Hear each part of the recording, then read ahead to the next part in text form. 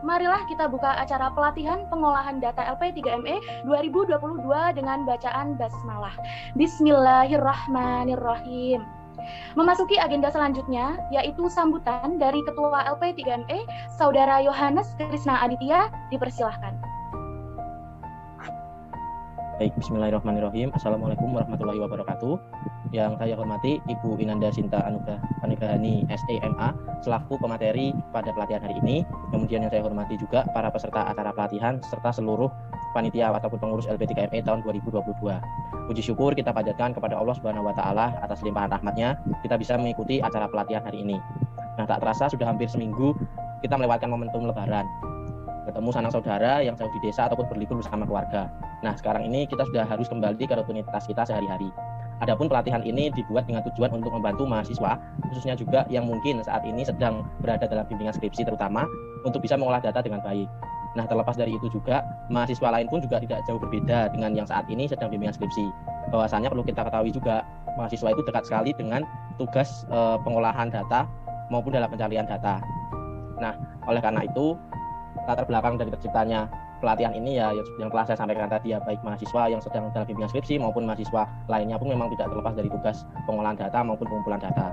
Nah, harapannya tentu setelah mengikuti pelatihan ini baik dari peserta luar Universitas Negeri Malang maupun di Universitas Negeri Malang sangat terbantu dalam setiap permasalahan pengolahan data khususnya dalam penggunaan SPSS.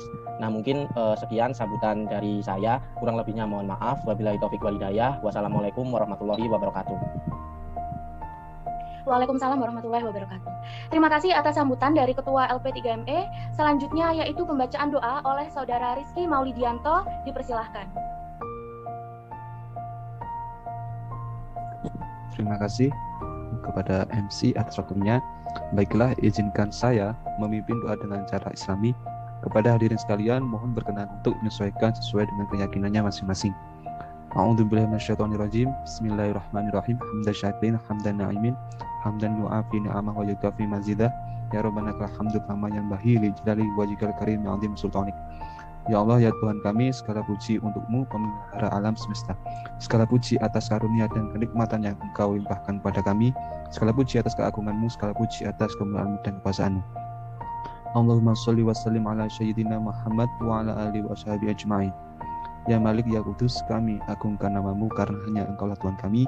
Hanya kepadamu kami bersujud, hanya kepadamu kami bersyukur, dan hanya kepadamu lah kami menyatakan doa. Ya Allah, ya Rahim, hanya kepadamu kami menyembah dan hanya kepadamu kami mohon pertolongan.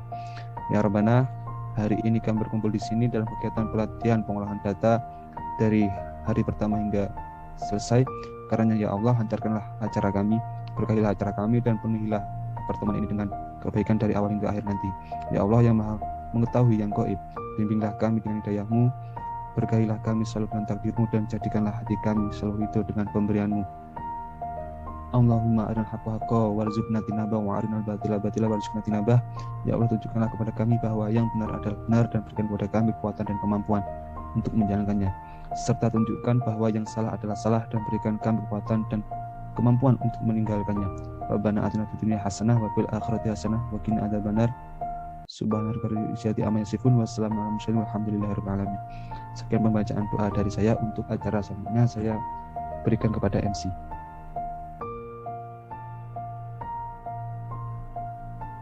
Baik, bagi para peserta dan panitia, dipersilahkan untuk membuka kolom chat dan mengakses link presensi yang telah disediakan oleh panitia. Kami berikan waktu 3 menit untuk mengisi presensi terlebih dahulu.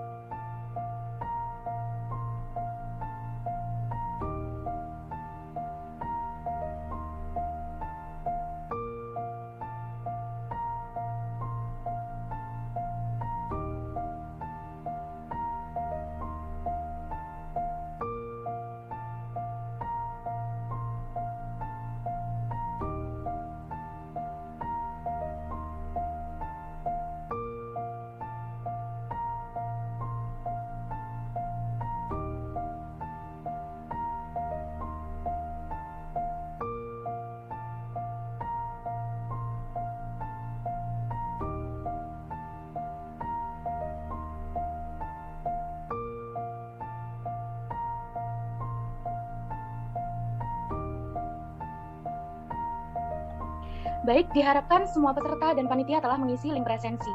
Selanjutnya, kita memasuki acara inti, yakni pemaparan materi oleh narasumber sekaligus diskusi tanya-jawab oleh Ibu Inanda Sinta Anugrahani, SEMA. Namun, agar kita semua bisa lebih mengenal Bu Inanda sedikit lebih detail, untuk itu akan saya bacakan CV dari pemateri kepenulisan kita pada pagi hari ini. Untuk operator, bisa share screen CV dari Bu Inanda.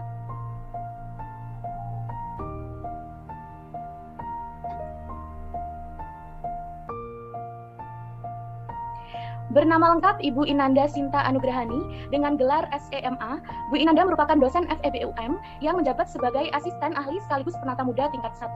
Beliau lahir di Kediri pada tanggal 21 Desember 1993 dan sekarang tinggal di Klojen, Kota Malang. Beliau menyelesaikan pendidikan S1-nya di Universitas Negeri Malang pada tahun 2015 dan lulus pendidikan S2-nya di Universitas Erlangga pada tahun 2018. Bisa scroll ke bawah. Beliau telah mengajar beberapa mata kuliah yang terkait dengan pengolahan data seperti statistika, statistika deskriptif, dan praktikum statistika deskriptif. Bisa scroll ke bawah. Beliau juga memiliki banyak pengalaman pengabdian kepada masyarakat, diantaranya pada tahun 2020 beliau melakukan pelatihan dan pendamping UMKM di Desa Gajah Rejo dalam pembuatan desain kemasan inovatif oleh-oleh khas Malang untuk meningkatkan daya saing produk. Pada tahun 2021, beliau melakukan diseminasi strategi e-marketing pengolahan olahan kelapa virgin coconut oil (VCO) pada Desa Gajah Rejo, Kabupaten Malang. Dan pada tahun 2019, beliau juga melakukan pelatihan media pembelajaran bagi guru akuntansi SMK. Bisa scroll ke bawah. Pada bidang penelitian, beliau juga memiliki banyak pengalaman. Di antaranya, pada tahun 2020, beliau melakukan penelitian dengan judul Rencana Aksi Corporate Social Responsibility dalam perspektif Triple Bottom Line, studi kasus di Malang. Pada tahun 2021, beliau melakukan penelitian dengan judul Pengembangan Pembelajaran Akuntansi berbasis BCEL. Bisa scroll ke bawah. Beliau juga telah mempublikasikan artikel ilmiahnya yang berjudul Determinant of Financial Literacy in Generation Z pada International Journal of Social Science Research and Review pada tahun 2022. Pada tahun 2020, beliau juga ikut serta dalam seminar ilmiah Seven Regional Accounting Conference (KRA) 2020 dengan judul makalah What Went Wrong? Feeling Like a Fraud. Pada tahun 2020 juga, beliau juga telah menerima hak cipta atas website gajahrejo.id. Beliau juga berpengalaman sebagai pakar, konsultan, staf ahli narasumber di lembaga Seven Regional Accounting Conference (KRA) 2020 tingkat nasional. Bisa scroll ke bawah.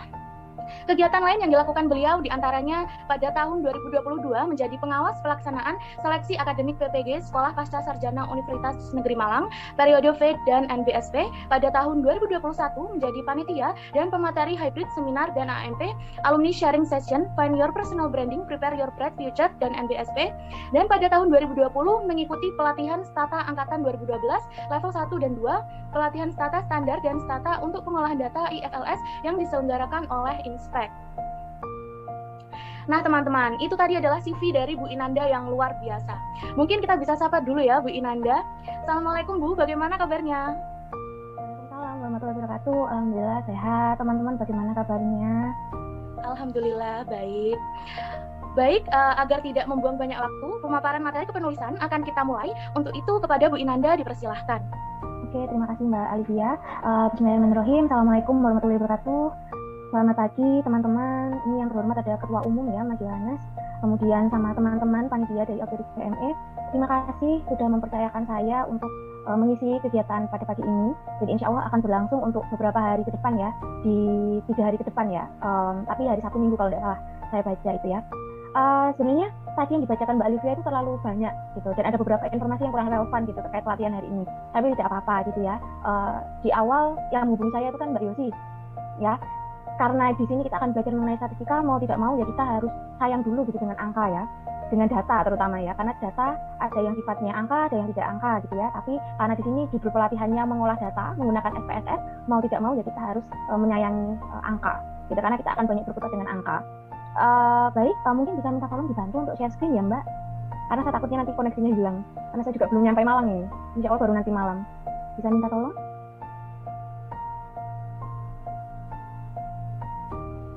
Nah, ini kita masih di hari pertama ya, di Minggu tanggal 8 Mei mengenai pengantar dari pelatihan mengolah data dengan SPSS.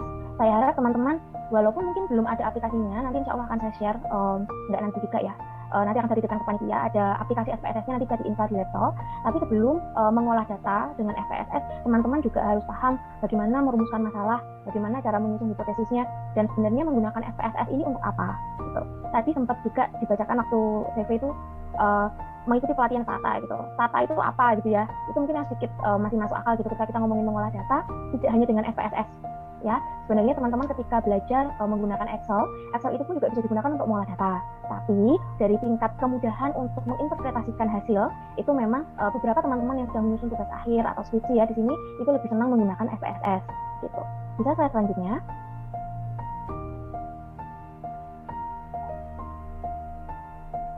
Nah, di sini yang perlu ditanyakan kepada diri sendiri, apakah teman-teman sudah memahami gitu ya, apa itu sebenarnya penelitian? Ya, kalau misalnya kita ngomongin apa itu penelitian, teman-teman juga harus paham bahwa meneliti itu tidak sekedar meneliti. Ya, meneliti itu kita harus mencari suatu masalah. Gitu. Kalau kita tidak berhasil menemukan suatu masalah, lalu mengapa kita perlu melakukan penelitian? Seperti itu ya. Sedangkan bentuk permasalahan itu ada banyak ya. Tidak cuma permasalahan hidup ya, tugas banyak gitu ya. Ini dosen dihubungi kok susah ya kayak gitu ya. Masalah tidak cuma itu. Tapi masalah itu bisa muncul ketika adanya ketidaksesuaian. Misalnya antara teorinya ngomong A, tapi penelitian sebelumnya kok ngomongnya B ya. Kok ngomongnya C, seperti itu. Nah, ketika ada gap di sana, ada gap research gitu ya, kita perlu melakukan penelitian.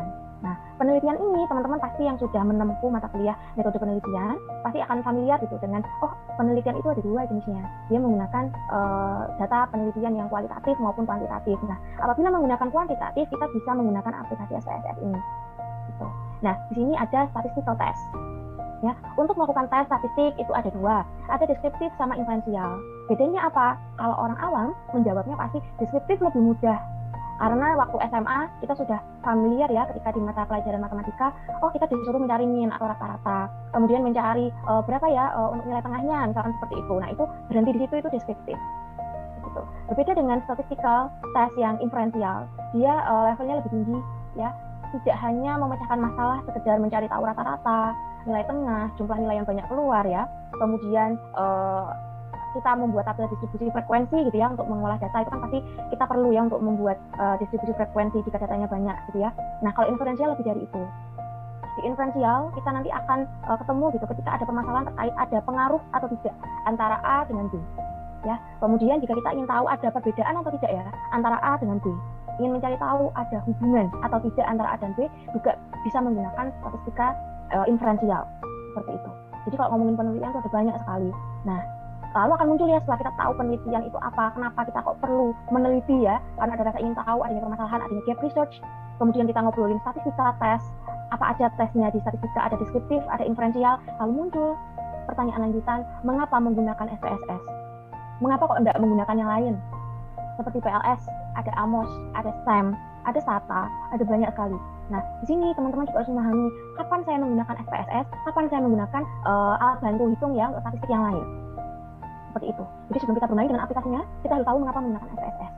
Gitu. Kalau teman-teman mungkin pernah baca gitu ya di beberapa web atau mungkin ada bukunya, punya buku gitu, cara menggunakan SPSS gitu misalkan ya. Ketika teman-teman baca pasti akan disebutkan bahwa SPSS ini termasuk aplikasi yang cukup mudah digunakan dibandingkan dengan yang lain. Nah, kemudahan dalam penggunaan ini pun juga ada hubungannya dengan apa? Dengan hipotesis yang ingin kita uji. Begitu ya. Kalau misalnya teman-teman yang mungkin sedang mengerjakan skripsi ya, mencari hubungan gitu ya, kita menggunakan regresi linier berganda. Ketika variabel X-nya ada 3, misalnya Y-nya 1 gitu kan, linier berganda ya. Nah, itu nanti kita bisa menggunakan SPSS.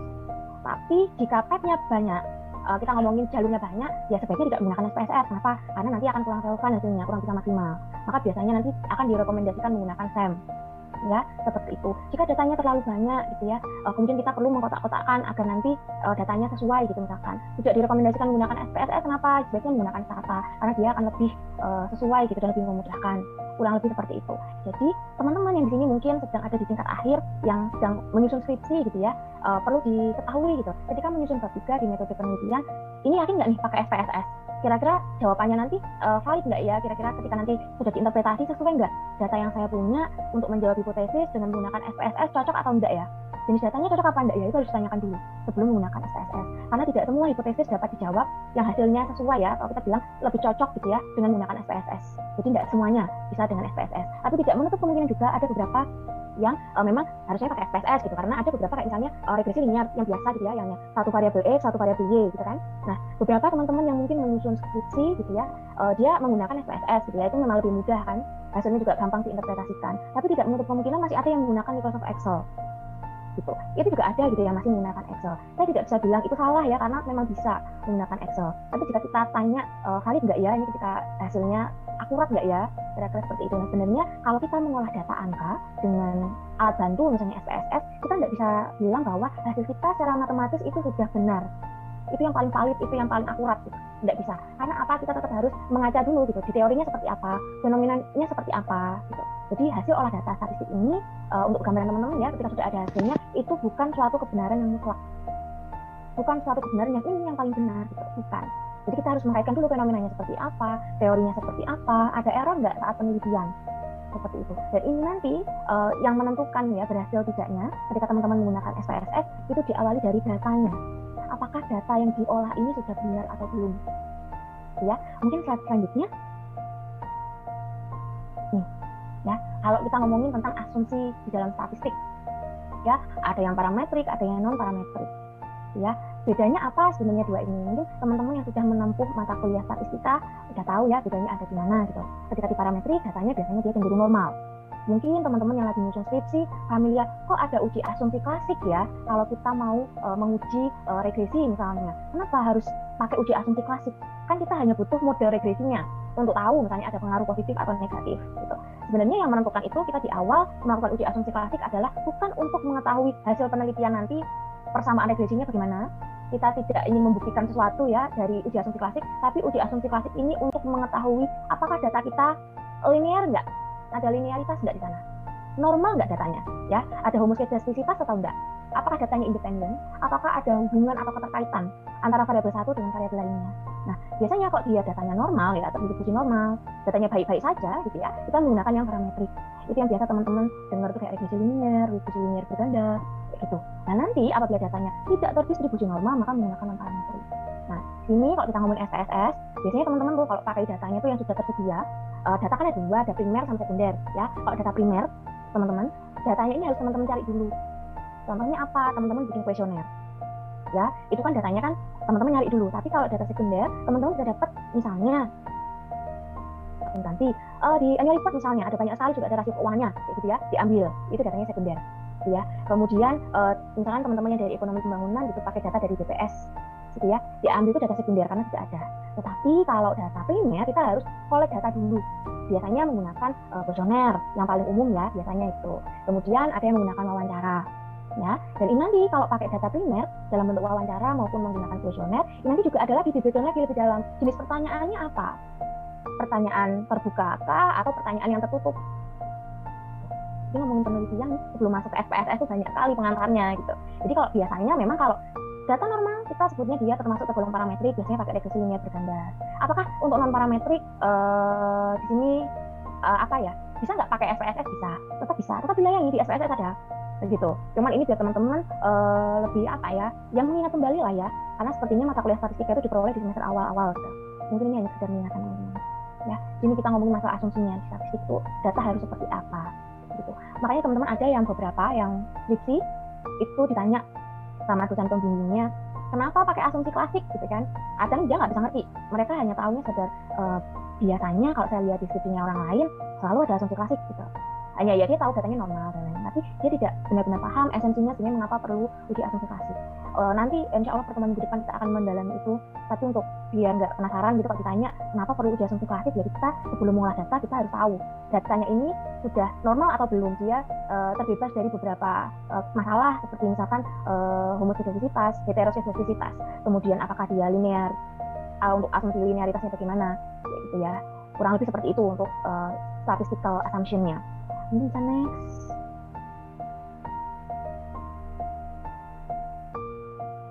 Mbak Fedika. Nah, nih metode penelitian. Ini akan ngomongin pengertian, tujuan, karakteristik penelitian ilmiah. Ini masih awal-awal gitu ya, biar kita lebih kenal penelitian seperti apa. Next. Nih, dari pengertiannya ya.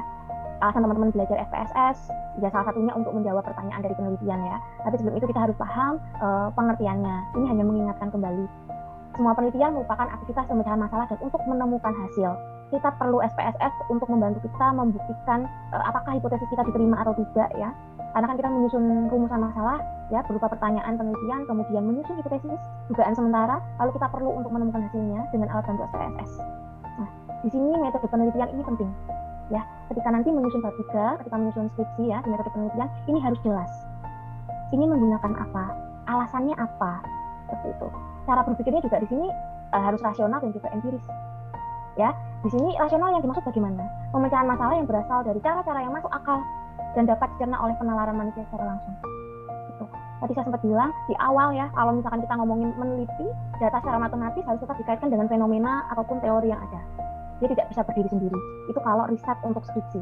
Tapi kalau tidak untuk skripsi bagaimana gitu? Misalkan kalian punya toko gitu ya, untuk ingin meneliti ada pengaruh nggak sih tentang kepuasan konsumen kita gitu di toko ya dengan model pemasaran kita, misalkan seperti itu.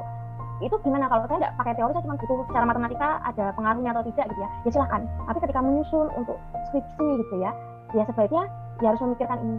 Yang diteliti harus rasional, ya. Yang akan diolah datanya juga pemecahan masalahnya harus dapat dinalar. Gitu. Kalau misalnya kayak penelitian ya, misalkan penelitiannya di sini tentang akuntansi zaman dulu kala gitu misalnya, yang dilihat dari ukiran candi misal seperti itu, ya bisa diteliti, bisa diteliti. Tapi apakah jenis penelitian seperti itu bisa diolah datanya menggunakan alat bantu statistik? Enggak, karena dia abstrak, dia menggunakan metode lain yang lebih cocok gitu ya. Tapi jika menggunakan secara matematis tidak bisa. Gitu. Ini ada yang secara empiris ya, dapat ditangkap dan dapat dimengerti oleh penalaran indera manusia. Ya, jadi tidak semua penelitian itu kita menggunakan SPSS gitu ya. Jadi harus tahu jenis penelitiannya apa. Tapi kalau misalkan penelitiannya ini kualitatif, gitu. Penelitiannya kualitatif, saya tidak menggunakan alat bantu statistik, tapi kira-kira ada nggak ya penelitian kualitatif yang bisa menggunakan SPSS gitu? Bisa. Tapi yang bisa kita olah datanya misalkan ketika kita menggunakan data kualitatif itu kan biasanya dari wawancara ya, wawancara yang terbuka, dan kita misalkan ingin mengetahui bukan menjawab hipotesisnya ya, ada beberapa data itu kita bisa kelompokkan misalkan berapa jumlah responden yang mungkin setuju dengan pernyataan A misalkan ya. Nah itu kan ada jumlahnya. Nanti kalau kita ingin membuat rata-rata dan lain-lain ya, untuk statistika deskriptif itu juga bisa menggunakan SPSS. Gitu. Kalau mau ribet ya, kalau mau simple ya pakai Excel aja selesai gitu ya. Tapi bisa nggak menggunakan SPSS? Ya bisa-bisa saja gitu. Misalkan untuk menghitung rata-rata jumlah responden yang diwawancarai untuk kuesionernya atau list pertanyaannya, bentuk pertanyaannya terbuka gitu. Jadi orang bebas mau jawab apa gitu ya. Kan kita yang memberikan kesimpulan, oh dia sepakat, oh dia tidak sepakat, jadi kita bisa mengolahnya juga gitu, menggunakan bantuan alat bantu statistik. Tapi sekedar untuk yang deskriptifnya ya, tapi untuk yang inferensialnya ya nggak perlu, karena kan mereka untuk menjawab pertanyaan penelitiannya menggunakan jenisnya kualitatif ya. Jadi wawancara itu nanti akan di breakdown lagi, dia akan menjabarkan dengan teori kajian perpustakannya seperti itu. Next. Penerapan metode dikatakan ilmiah apabila metode tersebut memiliki susunan dan langkah-langkah yang bersifat logis, secara sistematis dan objektif, ya. Jadi pengumpulan data harus memiliki derajat objektivitas. Nah, di sini saya kasih jauh-jauh ya, susunan dan langkah-langkah yang bersifat logis secara sistematis. Ketika nanti teman-teman pertemuan selanjutnya ya, kita akan coba belajar lebih dalam lagi untuk SPSS-nya. Tapi pengantarnya begini, teman-teman nggak bisa ketika melakukan, misalkan teman-teman bikin kuesioner, ya, sudah bikin kuesioner, terus teman-teman tuh langsung uji regresi gitu. Tapi tidak melakukan tahapan untuk validitas dan reliabilitasnya, itu tidak bisa. Ya bisa aja sih dikerjakan gitu, tapi hasilnya tidak tepat. Gitu. Kenapa? Karena ya sebelum kita melakukan pengujian hipotesis, ya kita perlu untuk ngecek data kita dulu, ya, data kita dulu. Minimal untuk item pertanyaan di kuesioner itu kita sudah melakukan uji validitas dan reliabilitas. Nanti minggu depan akan saya jelaskan lebih detail. Nanti validitas seperti apa, reliabilitas seperti apa, dan kenapa perlu itu. Ada beberapa, saya bilang beberapa dosen ya, yang dia setiap penelitian mau dia menggunakan data primer ya, mau pakai kuesioner atau wawancara tapi dengan menggunakan skala, biasanya kan menggunakan skala Likert ya, atau menggunakan data sekunder dari laporan keuangan, beliau ini sukanya ya harus ada asumsi klasik gitu. Tapi mereka tidak peduli, kurang memperhatikan tujuannya menggunakan asumsi klasik itu untuk apa ya. Sebenarnya kalau dibilang kalau datanya berupa data primer ya di kuesioner, langkah awal memang kita harus pilot test dulu. Teman-teman nggak bisa langsung memberikan kuesionernya ke respondennya yang asli ya, kita bisa minta bantuan teman gitu untuk mengisinya dulu, lalu kita cek dulu validitas dan reliabilitasnya. Jadi langkah-langkahnya harus sistematis. Kalau teman-teman langsung melakukan uji regresi misalkan seperti itu, jawabannya itu nanti belum tentu valid gitu. Karena belum tentu pertanyaan yang teman-teman sajikan itu semua valid dan reliable secara statistik. Ngeceknya dari mana? Dari responden ya, responden bayangan ya yang kita minta untuk mengisi itu, dia mengisinya jawabannya cenderung kemana. gitu. Makanya biasanya itu kita bisa ngecek kenapa kok orang ngisi kuesioner asal-asalan gitu, nanti datanya itu kok ketahuan dan dibuang gitu ya. Nah kita bisa tahunya dari SPSS, kita bisa cek, kita lihat kok beda sendiri kenapa. Ketika yang harusnya jawabannya responden itu kan semuanya setuju ya, mengarah ke sepakat gitu, mengarah ke 4 dan 5 gitu, tapi kok yang satu orang ini menjawabnya 4, 5 terus tahu ada 1 gitu, itu kan tidak masuk akal. Nah itu data bisa dibuang gitu. Jadi tidak semua data kalau teman-teman nanti meneliti di kuesioner itu ya, teman-teman dapat data nggak semuanya dipakai, ada yang bisa dibuang. Terutama kalau misalkan ditemukan ada dia, kita bilang outlier ya, dia kayak sesuatu yang di luar normal, jadi data ini tuh beda dari yang lain, itu bisa dihilangkan seperti itu, karena nanti jadinya bias kalau dipaksakan dia ada di situ, kurang lebih seperti itu. Jadi sistematis ya, kita bisa membayangkan nanti ketika mengerjakan mengolah data ya harus sesuai tahapannya, tidak bisa langsung uji hipotesis. Selanjutnya nih, masih di pengertian ya. Nah, di sini secara umum sifat-sifat penelitian adalah dimulai dengan sifat penemuan, pembuktian, dan pengembangan. Ya, jadi kita harus menemukan data yang benar-benar belum diketahui ya oleh penelitian sebelumnya. Tapi apakah mungkin gitu jika penemuan ini dia harus datanya itu harus selalu baru? Kalau datanya lama bagaimana? Penelitian yang bagus ya, dia diupayakan harus ada sesuatu yang baru. Gitu. Harus ada sesuatu pembeda yang baru. Kalau teman-teman yang dulu kamu teliti lagi ya ngapain gitu. Jadi harus ada sesuatu yang baru. Dan data yang diperoleh ya, yang akan diolah ini, dia harus benar-benar valid. Benar nggak ini datanya ini? Untuk menjawab pertanyaan penelitian tertentu. Jadi di awal, sebelum teman-teman bermain dengan SPSS, teman-teman harus tahu datamu ini sudah betul atau enggak. Benar nggak data ini yang kita perlukan untuk menjawab pertanyaan penelitian? Gitu. Kalau misalkan datanya ini kamu masih ragu-ragu ya, ini benar nggak sih pakai ini gitu, misalkan untuk mengukur variabel A misalnya. Kalau kamu ragu-ragu ya nggak usah pakai. Gitu. Ya. Kemudian di sini ada pembuktian. Jadi kita harus membuktikan ya hasil temuan itu ya dari teori sama mungkin hasil research yang sebelumnya gitu ya. Kira-kira hasil temuannya bagaimana? Ada perbedaan atau tidak? Jika ada perbedaan mungkin kita bisa replikasi penelitian terdahulu dan dibuktikan di penelitianmu.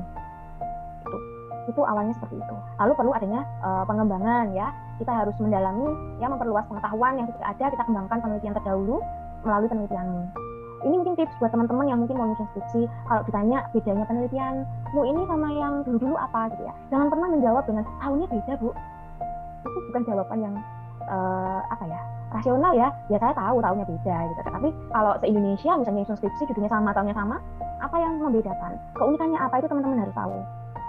Kalau misalnya yang dulu-dulu dia nggak pakai SPSS Bu, dia pakai aplikasi yang lain gitu misalkan. Saya pakai SPSS nih, itu juga bukan jawaban yang bagus ya.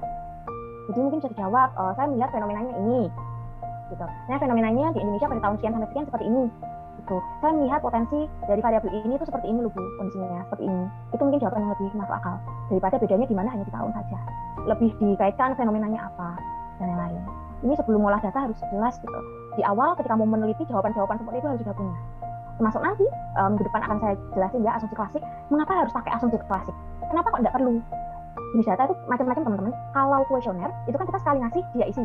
Tapi kalau datanya data sekunder dari laporan keuangan itu bayangin tahunnya dari 5 tahun, 3 tahun itu kan untuk data yang sama, variabel yang sama misalnya, tapi dari tahun yang berbeda. Kan angkanya pasti berbeda. Tapi kan bisa jadi gitu ketika dia dari satu perusahaan yang sama, angkanya ada perbedaan, terus tahunnya berbeda, itu bisa saja ada hubungan antara tahun ke-1, tahun ke-2, tahun ke-3. Nah itu tidak bagus ya, akan membuat datanya kurang bagus. Nah dari itu kita perlu mengeceknya menggunakan asumsi klasik gitu. Jadi harus tahu alasannya kenapa. Tapi kalau misalnya ingin mengetahui ada nggak yang hubungan antara variabel X1, X2, X3 itu untuk bentuk datanya, data primer yang dari kuesioner, tidak dikasih itu nggak apa-apa. Kita tetap melakukan pengujian asumsi klasik gitu ya. Tapi itu tidak dijabarkan gitu, misalkan di bab 4-nya. Ya nggak apa-apa, tapi harus bisa jawab. Ya karena saya menggunakan datanya data primer. Tidak mungkin ada hubungan antara variabel X1, X2, X3, dan Y. Kenapa kok begitu gitu ya? Kok bisa tahu nggak ada hubungan? Dari definisi operasionalnya sudah berbeda. Item pertanyaan yang ditanyakan itu juga sudah berbeda. Tidak mungkin ada hubungan. Karena kan respondennya menjawab langsung pertanyaan yang berbeda. Gitu. Beda sama data yang diperoleh dari data sekunder yang sudah ada. Apalagi dia satu perusahaan di 3 tahun yang berbeda, tapi rasionya sama kan itu. Nah, itu mungkin nggak ada hubungan dan lain-lain. Ya mungkin bisa jadi. Ini hanya ngomongin angka. Masalah angka doang nih. Kita belum ngomongin nanti kalau dikaitin teori gimana ya. Kayak gitu kurang lebih. Nah. Next, tujuan dan konsepnya ya, untuk kemajuan ilmiah dan penemuan baru yang dapat diterapkan ataupun dilanjutkan oleh penelitian setelahnya. Ini konsep sekali ya, jadi teman-teman mungkin untuk hal-hal seperti ini sudah mengerti lah ya yang akan meneliti. Di sini metode penelitian berusaha untuk mengartikulasikan aturan yang dapat meningkatkan peluang para peneliti untuk mencapai kemajuan ilmiah. Jadi harapannya nanti ketika teman-teman meneliti menggunakan alat bantunya SPSS gitu ya diharapkan hasil penelitian teman-teman ini nanti bisa meningkatkan peluang peneliti lain ya untuk mencapai kemajuan ilmiah. Gitu. Yang mungkin ketika teman-teman menguji sesuatu menggunakan SPSS, kemudian ada yang ingin mereplikasi, mengembangkan dengan menggunakan alat bantu yang lain, misalkan, ya itu kan juga untuk kemajuan penelitian seperti itu. Jadi kalau ngomongin SPSS, ya dia hanya alat bantu doang gitu. Tapi tetap yang menjadi basicnya, dasarnya penelitian itu berhasil atau enggak ya penelitinya. Dalam menyusun metode penelitian, ya merancang penelitiannya, nah itu ada di kalian, bukan di aplikasinya. Karena kalau mengoperasikan aplikasinya itu gampang. Ntar pertemuan selanjutnya akan saya ceritain nih, ntar kita praktek juga ya, biar lebih paham gitu. Tapi gampang, saya bisa bilang gampang, kenapa? Karena tidak sesulit mengerjakan secara manual atau di Excel. Gitu. Karena ini teman-teman sekali klik, jadi datanya. Karena ngolahnya gampang, yang emang agak sulit adalah menginterpretasikannya. Gitu. Dari proses awal itu memang agak ribet karena kan memilih datanya ya. Ketika agak sulit lagi ketika menginterpretasi gitu ya. Nah, selanjutnya nih, kalau karakteristik penelitian ilmiah kayaknya teman-teman paham lah ya. Maksudnya ketika menempuh mata kuliah metode penelitian itu pasti paham gitu karakteristik dari penelitian ilmiah itu seperti apa. Gitu. Ini salah satunya yang keempat ini ada yang replicability, dia bisa direplikasi juga ya, kembangkan gitu. Tapi ingat walaupun kita mereplikasi penelitian sebelumnya, teman-teman juga harus tahu alasannya kenapa. Data yang digunakan pasti akan ada perbedaan, itu harus tahu alasannya. Gitu. Jadi walaupun teman-teman berhasil mengolah data statistikmu, tapi teman-teman juga harus tahu gitu. Ini menjelaskannya bagaimana ya, kenapa kok saya pakai ini gitu. Kalau nanti teman-teman sekedar bisa ngolah data tapi nggak bisa baca datanya ya pusing Indonesia. Kita sudah ada hasilnya tapi kita nggak bisa menginterpretasi, itu sulit. Gitu. Sama juga ketika teman-teman sudah ada hasilnya tapi ternyata saat memilih datanya itu salah atau keliru. Ya, karena teman-teman pasti sering gitu ya dengar gitu. Oh, populasi, oh sampel, ya. Iya sampelnya ini pakai ini gitu. Kayak misalkan menentukan favoritnya mahasiswa ya. Teman-teman saya dulu waktu mahasiswa juga favoritnya ini menggunakan teknik samplingnya adalah purposive sampling. Gitu. Alasannya biar banyak yang dibuang gitu. Alasannya seperti itu, biasanya seperti itu. Nah, sebenarnya menentukan kapan kita pakai purposive sampling atau menggunakan teknik sampling lain itu juga ada dasarnya. Jadi nggak bisa semuanya dipukul rata pakai purposive aja gitu, enggak. Ya itu menyesuaikan penelitinya. Penelitinya mau yang dijadikan sampel itu seperti apa? Apakah ada karakteristik tertentu?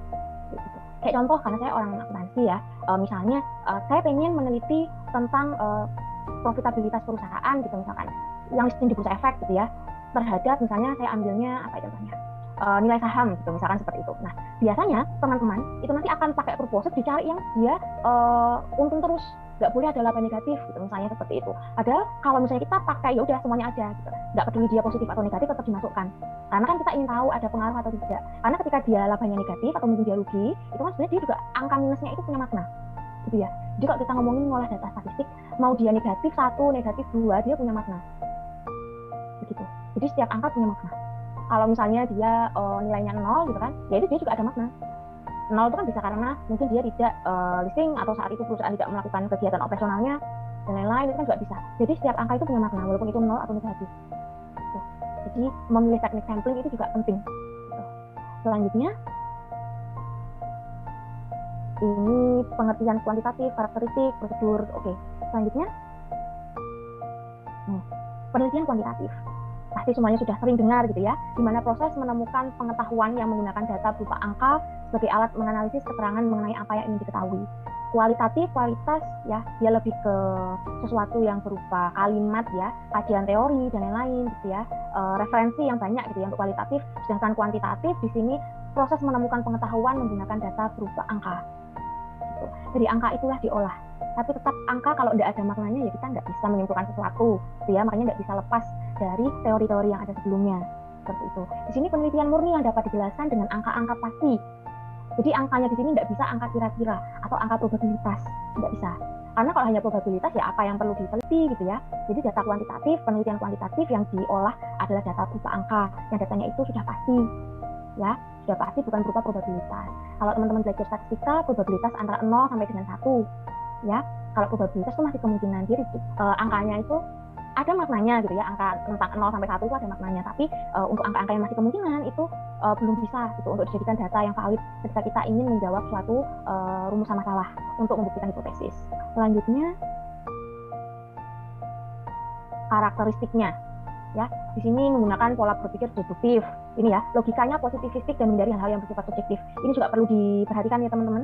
Ketika teman-teman menyusun penelitian kuantitatif harus jelas logikanya bagaimana, teori yang digunakan apa. Gitu. Tidak semua penelitian kualitatif bisa dikuantitatifkan. Ada yang bisa tapi harus mengubah teorinya. Teorinya harus disesuaikan dengan logika positivistik. Ya, proses penelitiannya telah mengikuti prosedur yang telah direncanakan. Ya, di sini subjek ya yang diteliti, data yang dikumpulkan dan sumber data yang dibutuhkan. Ini harus sesuai dengan apa yang telah direncanakan sebelumnya. Ya, jadi harus sesuai. Kalau misalkan mau pakai kuesioner, pertanyaan-pertanyaannya juga harus sesuai dengan rencana. Gitu. Ya, di sini juga yang saya highlight melibatkan perhitungan angka atau kuantifikasi data. Ini masih konsep kalau yang ini. Next. Ini karakteristik ini masih konsep, ya. Saya takut waktunya habis, nanti minta tolong diingatkan. Ini prosedurnya.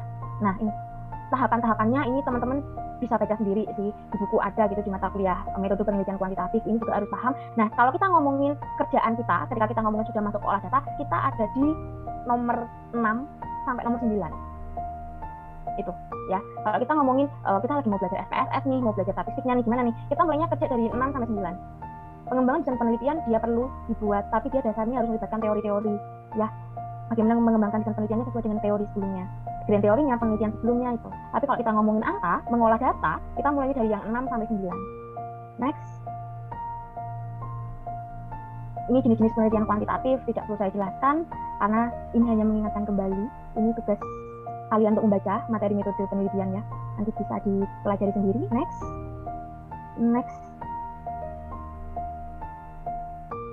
Ini metode deduktif. Next. Langkah-langkahnya, merumuskan masalah, menyusun kerangka berpikir, perumusan hipotesis. Ini perlu ya, merumuskan masalah, pertanyaan mengenai objek empiris yang jelas batas-batasnya. Ketika merumuskan masalah dengan pertanyaan penelitian itu berbeda. Walaupun beberapa dari teman-teman ketika menyusun skripsi perumusan masalah itu isinya pertanyaan, gitu ya. Padahal rumusan berupa kalimat lalu baru pertanyaan penelitiannya apa. Menyusun kerangka berpikir ini juga penting, merumuskan hipotesis ini juga penting. Nanti saya akan kasih lihat contoh merumuskan hipotesis. Nanti kita akan coba diskusi kira-kira ini bagus atau enggak gitu ya hipotesisnya. Next. Nah, ini ada pengujian hipotesis sama penarikan kesimpulan. Nah, pengujian hipotesis ini yang menggunakan SPSS. Nanti menggunakan mau pakai korelasi, mau pakai apa, uji beda misalnya pakai ANOVA, ya, pakai MANOVA kayak gitu. Nah, itu nanti tergantung di awal desain penelitiannya bagaimana. Gitu. Next. Ini gambaran langkah-langkah prosedur penelitian kuantitatif ya, kalau misalkan dibuat ini bagan. Teman-teman bisa perhatikan di sebelah kiri ada yang diterima, sebelah kanan ada ditolak. Nah, ini nanti tergantung sama hipotesisnya bagaimana. Ya. Kalau signifikan ya signifikan pasti, tapi kalau ditolak ya tidak signifikan. Kalau ditolak sudah pasti nggak signifikan, ngapain gitu. Kalau misalkan ngomong signifikan atau tidak ya signifikan pada level berapa. Nanti minggu depan kita akan belajar ada level signifikansi. Kok orang-orang suka 5% ya? Apakah harus 5%? Enggak. Level signifikansi itu ada 3. 1%, 5%, 10%. Kalau kita di Fakultas Ekonomi dan Bisnis biasa menggunakan 5%. Ada nggak yang pakai 10%? Ada. Gitu ya. Kenapa kok nggak 1%? Ngapain? Pertanyaannya gitu. 1% itu biasa digunakan untuk keilmuan kesehatan ya. Kayak kedokteran kan, kalau kedokteran meneliti level signifikansinya di level 10% kan kasihan nanti pasiennya meninggal. Ya kan? Nah, kalau di Fakultas Ekonomi 5 bisa, 10 bisa. Gitu. Jadi ada beberapa kok teman-teman baca gitu, ada anak ngerjain skripsi tidak dia ditolak gitu ya. Ketika melakukan uji T gitu hasilnya ditolak. Tidak signifikan gitu. Kalau sudah ditolak ya tidak signifikan. Kenapa harus dikasih signifikan? Ya udah ditolak aja gitu. Ya, kalau anak muda kan ditolak, ya sayang gitu. Tapi ditolak ya, ditolak aja. Kalau sayang itu urusan terakhir. Sama kalau hasil penelitian ditolak ya ditolak. Kalau diterima ya dia di level signifikansinya berapa persen. Oh diterima, level signifikansinya 10%, ya oke nggak apa-apa. Kalau harus dipaksakan harus 5%, gitu, harus jelas ya signifikansinya. Kenapa harus 5%? Kalau anak-anak kuliah sekarang kan 5% di buku gitu. 5% soalnya di buku. Ya nggak bisa seperti itu. Harus jelas. Kalau masih bisa 10% kenapa enggak? Karena tidak material ya kesalahannya ya, maksudnya masih ditoleransi karena kan kita ada 1 minus 10. Tapi kalau di 1%, kedokteran maunya 5% ya nggak bisa karena nyangkut ke manusia gitu kan, jadi nggak bisa. Selanjutnya, nih data kuantitatif ada yang diskrit, ada yang kontinus. Teman-teman pasti sudah familiar dengan istilah variabel ini, ya. Ada variabel independen, ada variabel dependen. Jadi teman-teman juga harus paham. Saya biasanya kalau ngasih tips, anak tuh bingung, kadang orang tuh bingung gitu. Yang independen yang mana, yang dependen yang mana gitu. Ingat persamaan Y sama dengan A plus BX. Ya, kalau Y itu kan dia berdiri sendiri kan, Y sama dengan A plus BX. Nah, walaupun dia sendirian, nggak ada yang menemani gitu ya, kan dia di sebelah kirinya sama dengan kalau A plus BX, si X-nya ada temennya, ada si B. Kalau ditanya mana yang independen, ya si X-nya yang independen.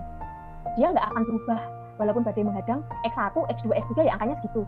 dia nggak akan terpengaruh dengan yang lain. Tapi kalau Y-nya ini akan terpengaruh ya sama nilai X-nya berapa. Maka kalau ditanya variabel independen dia sendiri ya X, karena dia berdiri sendiri tuh bisa gitu. Tapi kalau Y dia nggak bisa, dia akan berubah tergantung sama nilai X-nya berapa. Seperti itu ya. Di sini teman-teman bisa lihat ada segitiga, ada rasio, ya ada interval, ordinal, nominal ya. Teman-teman saya yakin pasti sudah paham definisinya rasio yang seperti apa, interval yang seperti apa gitu ya. Nah, kalau teman-teman perhatikan di sini, ini kan level of measurement ya, kayak level dari pengukurannya ya. Kalau kita ngomong semakin ke atas, jadi rasio ini kan yang paling atas ya. Di sini dia menunjukkan bahwa semakin banyak informasi yang kita dapatkan dari data itu. Kenapa kok bisa seperti itu? Kayak rasio gitu. Rasio keuangan itu kan kita dapat angkanya dari hasil olah. Ada angka, ketemu rasio. Nanti kita harus melakukan proses pembagian, perkalian, dan melakukan beberapa hal ya untuk bisa mendapatkan angka rasio itu. Jadi semakin tinggi level of measurement-nya, jadi pengukurannya ini lebih tinggi. Di sini kan kalau dilihat kan yang dekat segitiga yang atas itu kan rasio. Nah, di situ maka kita akan dapat banyak informasi. Gitu. Karena rasio ini kan informasinya banyak ya. Dari misalkan rasio probabilitas gitu ya, untuk mengetahui berapa tingkat keuntungannya. Nah, itu didapatkan dari banyak sumber gitu, nggak cuma dari nominal angka labanya ya, tapi ada beberapa informasi tergantung pakai rasio apa gitu. Next, nih sampel sama populasi, harus dibedakan populasi sama sampel yang seperti apa. Kalau populasi dia masih banyak, kalau sampel dia sudah lebih spesifik. Yang digunakan untuk kita olah datanya adalah sampel. Kalau populasi boleh nggak? Boleh. Tetap ada kok penelitian yang dia menggunakan populasinya itu sebagai sampel. Contohnya apa? Untuk sampel jenuh, misal meneliti tentang bank syariah di Indonesia. Biasanya teman-teman yang tertarik di bidang perbankan, ambil tuh sampelnya dari perusahaan-perusahaan yang di bank syariah. Bank syariah di Indonesia itu kan bisa dihitung pakai jari ya, apalagi yang listing di Bursa Efek, Muamalat, kemudian bank syariah Indonesia, ya bisa dihitung tangan lah itu. Nah, kalau jumlahnya sedikit, kita boleh menjadikan populasi kita itu sebagai sampel. Nanti istilahnya adalah sampel jenuh. Gitu. Ya, kalau misalkan jumlah populasinya itu sampel ya, kalau mau diuji itu ya boleh, karena memang datanya hanya itu. Tapi kalau sampel, menyesuaikan teknik sampingnya harus sesuai. Next, ini rumusan masalah. Next, nih tahapan-tahapannya. Ya, rumusan masalah di sana mempertanyakan suatu fenomena baik dalam kedudukannya sebagai fenomena mandiri maupun dalam kedudukannya sebagai fenomena yang saling terikat. Ya, membuat rumusan masalah ini penting. Kalau misalnya membuat rumusan masalahnya tidak jelas, ya nanti susah kita ketika menginterpretasikan data angka yang kita olah. Ya, di sini bisa teman-teman baca, ya hubungkan rumusan masalah dengan teori yang ada. Walaupun kita belajarnya FPSS ya nanti, tapi tetap kita butuh fenomena, kita butuh teori. Ngolah datanya belajar sama saya, tapi tetap sebelum nanti teman-teman ngolah data, teman-teman angka yang sudah disiapkan, teman-teman juga harus memahami menyusun rumusan masalahnya gimana. Karena kalau sekedar klik-klik di SPSS-nya gampang. Tapi menentukan rumusan masalah yang nantinya akan mengarah ke pengembangan hipotesis dan hipotesis, itu yang menentukan. Kalau di awalnya salah, walaupun sudah diuji statistik benar ya, angkanya ngolah datanya benar, nanti interpretasinya akan keliru. Itu yang perlu dihindari. Karena kita belajar SPSS nggak cuma belajar ngolah, tapi juga belajar menginterpretasikan datanya. Ya, seperti itu. Next. Ini contoh rumusan masalah. Apakah produk mempengaruhi pembelian tak terencana di toko XYZ? Apakah harga mempengaruhi pembelian tak terencana? Seberapa signifikan pengaruh kayak gitu? Perhatikan kata-kata signifikan. Kalau teman-teman menyusun skripsi, mohon maaf ya, dengan model pertanyaan yang seperti ini, kalian pasti membacanya 2 tahun, 3 tahun setelah lulus akan malu. Begitu teman-teman. Karena benar sih ini untuk pertanyaan dari penelitian ya, dalam bentuk di rumusan masalah ada pertanyaannya apakah produk mempengaruhi pembelian secara signifikan? Sebenarnya kalau misalnya dia ingin tahu pengaruh apa, kok butuh signifikan atau enggak, ini untuk apa? Ya, kalau misalkan teman-teman nggak di buku, ada buku yang ngasih contohnya rumusan masalah seperti ini. Dia ada secara signifikan. Lalu kalau misalkan dia berpengaruh tapi tidak signifikan, dampaknya seperti apa? Bagaimana nanti untuk pengambilan keputusan? Akan muncul biasanya dosen kalau cerewet, akan nanya kayak gitu. Biasanya seperti itu, kok pengen ngeceknya anak nggak sih? Kan ada kan dosen yang seperti itu gitu. Nah, saran saya, ini saran ya, tapi terserah nanti bisa dipakai bisa enggak. Ketika menyusun rumusan masalah, langsung saja menembak yang ingin kamu ketahui itu pengaruh yang bagaimana. Misalnya, apakah produk mempengaruhi pembelian tak terencana di toko XYZ? Sudah selesai. Tidak perlu dijelaskan secara signifikan atau enggak. Karena nanti signifikan atau tidaknya, itu nanti bisa dijelaskan ketika interpretasi data. Secara signifikannya bisa dihilangkan. Tapi kalau lebih cantik lagi jika misalkan di sini kan produk berpengaruh sama pembelian tak terencana atau tidak gitu kan. Nah, pengaruh yang seperti apa? Teman-teman ketika belajar statistik di mata kuliah statistika pasti pernah dengar dosennya bilang, oh ada yang bantil, ada tutel, dia arahnya ke kanan ke kiri, dia pengaruhnya positif, bisa pengaruhnya negatif. bukan berarti kalau pengaruhnya positif kalian gaul sama saya jadi positive vibes, negatif nanti jadi negatif vibes, bukan seperti itu. Tapi ketika positif, ketika satu naik, ada peningkatan sebesar satu satuan di variabel y gitu ya, ini nanti juga ada peningkatan sebesar beta di variabel x-nya gitu. Jadi kalau kita bilang pengaruh itu nanti diarahnya dari yang positif atau yang negatif. Berpengaruhnya positif atau negatif, misalnya regresi ya, kita tahu pengaruhnya positif atau negatif dilihat dari persamaan regresinya. Kalau teman-teman sering dengar persamaan y sama dengan a plus bx, ketika nanti persamaan regresimu jadi, itu bisa jadi y sama dengan a minus bx. Jadi itu terbalik, kalau misalnya y-nya meningkat, ya y-nya tinggi, maka x-nya menurun. Contohnya apa? Misalnya frekuensi kamu ngedate tiap malam minggu semakin tinggi, IP kamu bisa turun. Karena nggak semuanya satu naik, satunya naik. Kalau contoh positif, misalnya semakin banyak frekuensi kamu makan, berat badanmu juga akan naik. Itu positif pengaruhnya. Jadi ketika satunya naik, satunya ikutan naik. Gitu. Jadi ketika menyusun rumusan masalah, ini di buku ya, kalau di buku kebanyakan contohnya ada minta diisi secara signifikan. Kalau menurut saya, ini keterangan secara signifikan itu tidak terlalu penting. Ya kalau nggak berpengaruh ya pasti nggak signifikan. Begitu. Mungkin bisa ditambahkan misalnya gini, apakah semakin bagus kualitas produk akan mempengaruhi pembelian tak terencana? Itu kan juga pertanyaan loh. Rumusan masalah bisa seperti itu, bisa. Nanti ketika menyusun hipotesis nanti kelihatan semakin bagus produk, maka semakin meningkat pembelian tak terencana di toko XYZ. Seperti itu. Jadi apakah produk saja produk yang seperti apa? Misalnya rumusan masalahnya bisa apakah semakin bagus kualitas produk mempengaruhi pembelian tak terencana, itu lebih enak dibaca dan lebih mudah dipahami. Begitu. Jadi ketika baca buku, baca di internet, ngasih kata-kata secara signifikan, saran saya secara signifikan itu bisa dijelaskan di interpretasinya nanti. Tidak perlu di rumusan masalah kamu bertanya secara signifikan. Emang kalau nggak signifikan kenapa? Tetap berpengaruh kan di persamaan regresinya? Seperti itu. Ya, kayak sini ada contoh rumusan masalah bagaimana pengaruh program keanggotaan terhadap loyalitas pelanggan. Pertanyaan bagaimana? Ya, bagaimana pengaruh gitu ya? Dia bisa digunakan di kuantitatif bisa. Ya, karena di sini kita lihat ada variabelnya program keanggotaan terhadap loyalitas pelanggan. Gitu ya. Kalau misalnya gender gitu, gender kan laki-laki perempuan. Kalau kamu menelitinya di Indonesia, kalau di Thailand mungkin ada banyak ya. Itu nanti beda lagi. Kalau di Indonesia karena hanya ada 2, apakah gender laki-laki perempuan juga bisa diolah datanya di SPSS? Bisa. Nanti akan muncul namanya dummy variabel. Itu bisa diolah, bisa. Ya, kita belajarnya nanti saat masuk regresi ya. Kalau gender laki-laki perempuan bisa nggak diolah, bisa. Itu pakai kode 0 dan 1. Seperti itu. Kurang lebih rumusan masalah seperti ini. Semoga ada gambaran ya. Jadi nggak harus selalu apakah harga mempengaruhi pembelian tak terencana secara signifikan. Emang kalau nggak signifikan kenapa? Ya nggak apa-apa. Yang penting kan uji T-nya dia lebih tinggi. Hitungnya daripada T-tabel. Kan? Logikanya seperti itu ya. Jadi secara signifikan mungkin bisa ditinggalkan ya ketika menyusun rumusan masalah. Next. Saya berjalan dengan waktu. Nggak tolong ya Mbak kalau sudah habis diingatkan. Hipotesis next. Ini definisi teman-teman tahu lah, hipotesis dugaan sementara. Next. Konsep next, kita langsung bermain di hipotesisnya. Manfaatnya sudah pasti tahu ya. Hipotesis untuk apa gunanya? Next. Ada pengaruh positif yang signifikan pada pemberian insentif lingkungan kerja dan kepemimpinan terhadap semangat kerja karyawan PTXY, ya. Kalau kita ngomong di hipotesis, ketika teman-teman menyusun hipotesis, dia harus terlihat masalah penelitiannya. Oh, pengaruh. Ada atau masalahnya pengen tahu pengaruh. Pengaruh antara apa? Variabel penelitiannya. Kelihatan pemberian insentif dan kepemimpinan, berarti X1-nya pemberian insentif, X2-nya kepemimpinan, terhadap Y-nya apa? Y-nya semangat kerja karyawan. Ada metode analisis datanya, oh ini nanti pengaruh ya. Muncul kesimpulannya. Kesimpulannya ini juga dari mana arahnya. Upayakan ketika teman-teman menyusun hipotesis, sebaiknya ya, kan beda style penelitian beda ya, beda style peneliti beda.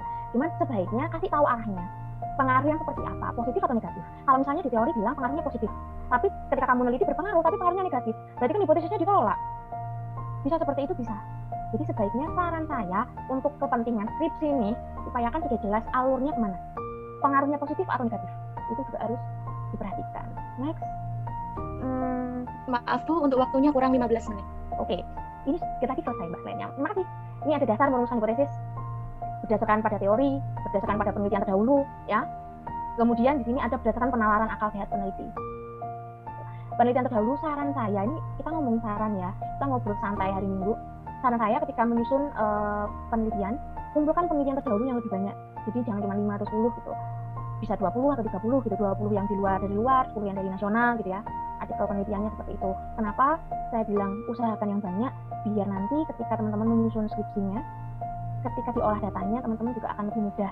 Ketika misalnya di teorinya bilang ada pengaruh, gitu. gitu. Tapi ternyata saat teman-teman mengolah data dengan SPSS nih, hasilnya kok nggak berpengaruh. Pasti pusing, mau makan nggak nafsu, mau mandi males. Walaupun tanpa ada itu juga ada males gitu ya. Nah, di situ nanti teman-teman harus bisa menjawab, teorinya bilang berpengaruh loh, kok di hasil statistik kok nggak berpengaruh? Ini ada apa? Teman-teman harus cari fenomenanya. Nah, mencari fenomena ini, teman-teman bisa sambil kolek data dari penelitian terdahulu. Penelitian terdahulu itu yang ditolak itu karena apa? Karena apa? Kalau misalnya dia dari luar negeri gitu ya, terus teman-teman datang karena teman-teman penelitiannya di Indonesia, dicek fenomena yang terjadi di Indonesia seperti apa.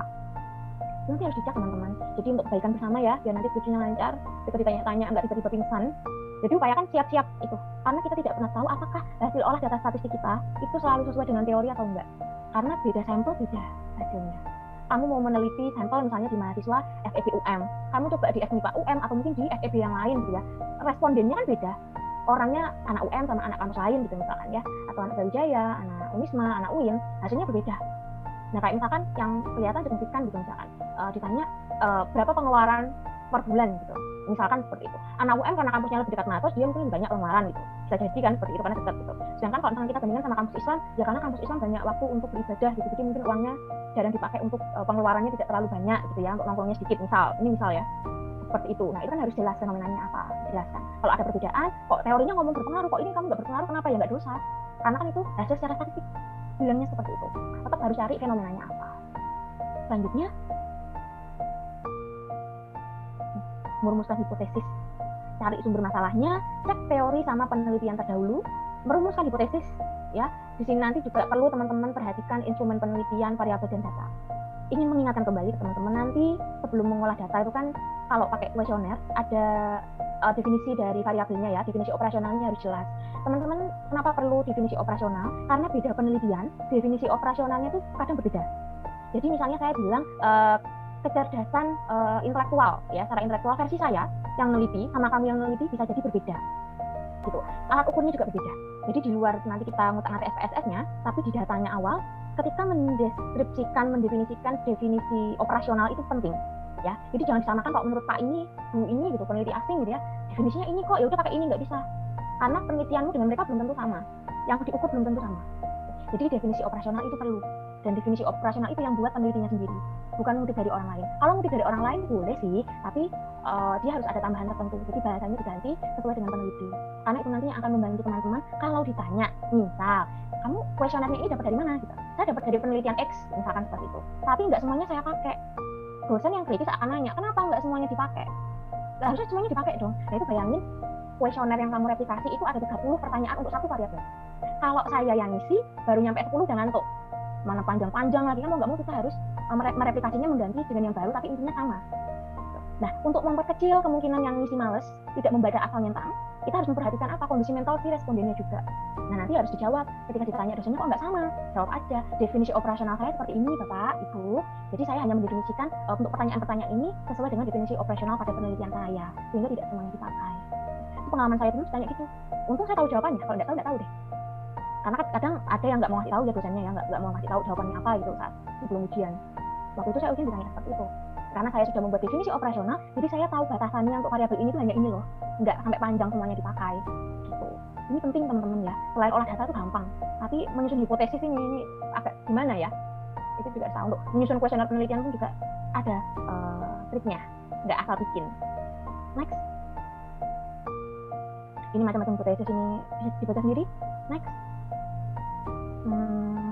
Ini contohnya, kalau deskriptif, contohnya seberapa tinggi produktivitas apel. Bisa dijawab bisa, menggunakan apa? SPSS bisa. Deskriptif nanti ya. Ini bisa dijawab. Tuh. Kayak misalkan umuman hipotesisnya produktivitas apel di Kota Batu 20 ton per hektar are, misalkan. Bener nggak? Gitu kan harus dibuktikan, cari tuh. Yang menghitung produktivitasnya bagaimana. Misalnya berapa lahan, berapa jumlah per bulannya, dia buat tren, kayak gitu bisa.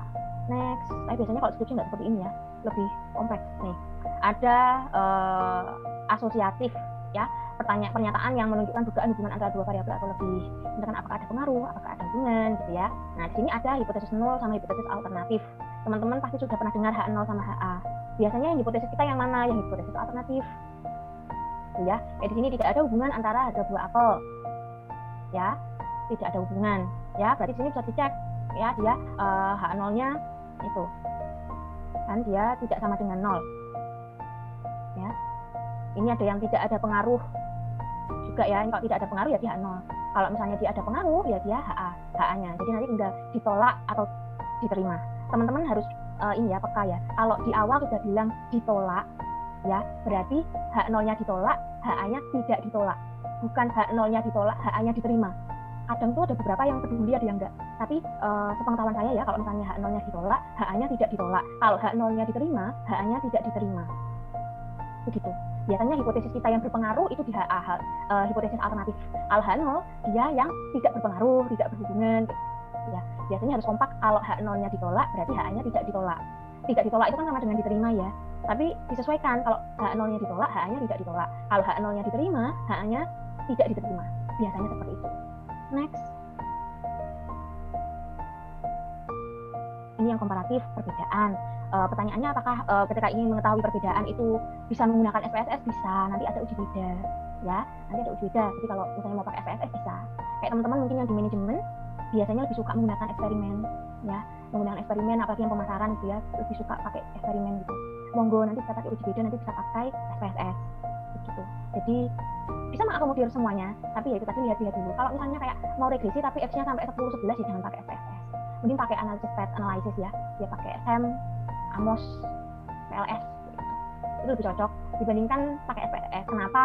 Bisa sih pakai SPSS, cuma nanti hasilnya apakah ini valid nggak ya ketika banyak, karena kan alurnya banyak. Kayak teman-teman bikin kerangka berpikir, kalau cabangnya terlalu banyak kan nggak cocok sebenarnya pakai SPSS. SPSS tuh bagusnya kalau maksimal X-nya 4 lah, 5 paling banyak, jangan lebih dari itu. Tapi nggak menutup kemungkinan ya kalau nemu orang banyak X-nya tapi kok pakai SPSS ya monggo. Tapi kok saran saya jangan pakai SPSS kalau X-nya terlalu banyak. Nanti pertanggungjawabannya saat ujian akan ditanya, mengapa tidak menggunakan aplikasi yang lain yang kayak pad-nya lebih banyak ya, jaring-jaringnya lebih banyak gitu. Selanjutnya, nih ada hipotesis 0 sama alternatif ya. Di sini hipotesis 0 biasanya tidak ada perbedaan, tidak ada hubungan, tidak ada pengaruh antar variabel. Kalau hipotesis kita yang sesuai dengan teori ya, ada pengaruh, entah pengaruh positif, negatif gitu ya, itu nanti hipotesis alternatif. Ini jangan terbalik ya. Kalau hipotesis 0-nya diterima, berarti alternatifnya tidak diterima. Kalau 0-nya ditolak, berarti alternatifnya tidak ditolak. Gitu. Next, selesai kayaknya. Masih ada. Ciri-ciri hipotesis yang baik kan dalam kalimat yang tegas, kemudian dapat diuji secara ilmiah dengan landasan dalam merumuskan hipotesis sangat kuat. Mengingatkan kembali teman-teman, saya juga beberapa mengoreksi tugas akhirnya punyanya teman-teman mahasiswa, ada beberapa yang sudah kirim draft skripsinya ke saya juga gitu ya. Upayakan ketika menyusun hipotesis, pastikan kalian paham dengan yang kalian tulis. Kenapa? Nggak cuma hipotesis ya, semua yang diketik itu harus dipahami. Kayak kamu bilang aku sayang kamu itu, kalau kamu nggak paham sama ketikanmu sendiri kan juga rancu ya. Sama ketika mengetik skripsi, hipotesis juga sama, harus dinyatakan dalam kalimat yang tegas. Kenapa? Karena kalau kamu saja tidak paham dengan hipotesismu, bagaimana kamu bisa menginterpretasikan data hasil dari olah datamu? Gitu. Jadi, hipotesis nanti akan berpengaruh ketika teman-teman menyusun kesimpulan. Walaupun memang sebelum melakukan uji untuk regresi, korelasi, uji beda gitu ya, teman-teman tahapannya banyak. Ada validitas reliabilitas, ada yang perlu pakai asumsi klasik, baru ke uji hipotesis ya. Nah, nanti saat menginterpretasikan uji hipotesisnya, kalau hipotesisnya tidak dinyatakan dalam kalimat yang tegas dan teman-teman paham dengan yang teman-teman ketik, akan kesulitan ketika interpretasi data. Gitu. Ingat pesan saya, interpretasi data itu sulit, walaupun mengolah data statistiknya mudah. Begitu. Ya, itu sepertinya slide 39 kayaknya terima kasih nih. Nah, thank you. Gitu aja dari saya, silahkan kalau ada yang mau tanya, kita diskusi ngobrol santai aja ya hari Minggu soalnya. Kayaknya kalau terlalu tertekan kita harus libur panjang sekali. Nah, kalau kita stres kan nggak lucu. Kita senang-senang aja, kalau mau tanya silahkan. Saya kembalikan lagi ke Mbak Alivia. Terima kasih. Terima kasih banyak atas Bu Inanda dari materinya. Selanjutnya adalah sesi tanya jawab. Untuk teman-teman yang mempunyai pertanyaan, bisa raise hand atau mengetikkan pertanyaannya di kolom chat dengan format tanya _nama _ pertanyaan secara singkat. Dan bisa open mic untuk menyampaikan pertanyaannya setelah saya persilakan. Silakan teman-teman yang mau tanya. Silahkan tanya, ngobrol santai boleh. Ini masih awal ya Mbak Alivia ya, ini masih ya mengingat kembali ya setelah seminggu kita liburan. Iya betul Bu. Silahkan kalau mau tanya. Ada nih ketua umumnya Mas Yohanes. Silahkan dari Kak Krisna bisa open mic. Ya, terima kasih banyak MC atas waktunya. Mungkin saya mau sedikit bertanya mengenai di bagian rumusan masalah seperti itu ya, Bu Inanda. Jadi begini Bu Inanda, saya itu kan sering melihat ada istilahnya mahasiswa yang sudah skripsi ini dengan judul itu yang mungkin menurut saya itu cukup unik gitu loh Bu Inanda. Misal di mahasiswa yang menyukai bola gitu. Misal kita di sini melihat suatu permasalahan yang menurut kita aneh. Semisal tim Manchester United yang dimana dulu itu menjadi penguasa liga gitulah ataupun sering-sering juara. Nah, tiba-tiba dalam waktu dekade 5 tahun terakhir ini tim sebesar di kota Inggris Manchester tuh tiba-tiba nihil prestasi.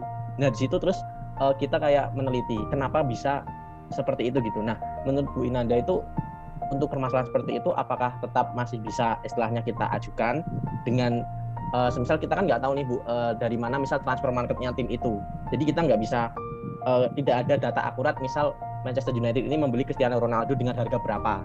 Itu kan kita masih tidak ada data yang aktual gitu. Semisal kita melihat angka-angka di transfer marketnya internet lain kan berbeda-beda nih ya Bu. Nah, apakah semisal penelitian itu masih bisa diajukan Ibu untuk tahun-tahun yang sekarang seperti itu sih Ibu. Oke, terima kasih pertanyaannya sangat menarik. Bisa langsung saya jawab Mbak Alivia ini? Silahkan bisa Bu langsung dijawab. Oke, jadi gini Mas, kalau kita ngomongin idenya itu bagus loh, itu menarik gitu ya. Tapi balik lagi kalau kita ngomongin manusia ya, ketika menyusun skripsi itu kan tergantung dosen pembimbingnya ya. Jadi ini sebelum jawaban dari saya ini saya akan menjawab dari secara normatif. Akan ditanyakan dulu apakah dosennya berkenan atau enggak gitu ya. Kalau dosennya berkenan ya oke boleh, kalau enggak ya mungkin akan ganti judul. Tapi kalau saya pribadi itu pertanyaan seperti itu menarik gitu ya, karena masalahnya muncul gitu ya. Karena kita kalau nggak ada masalah kita nggak bisa meneliti. Itu yang penting yang pertama. Tapi mengingat kembali bahwa kita melakukan penelitian itu jangan sesuatu yang kita sendiri susah untuk mendapatkan datanya.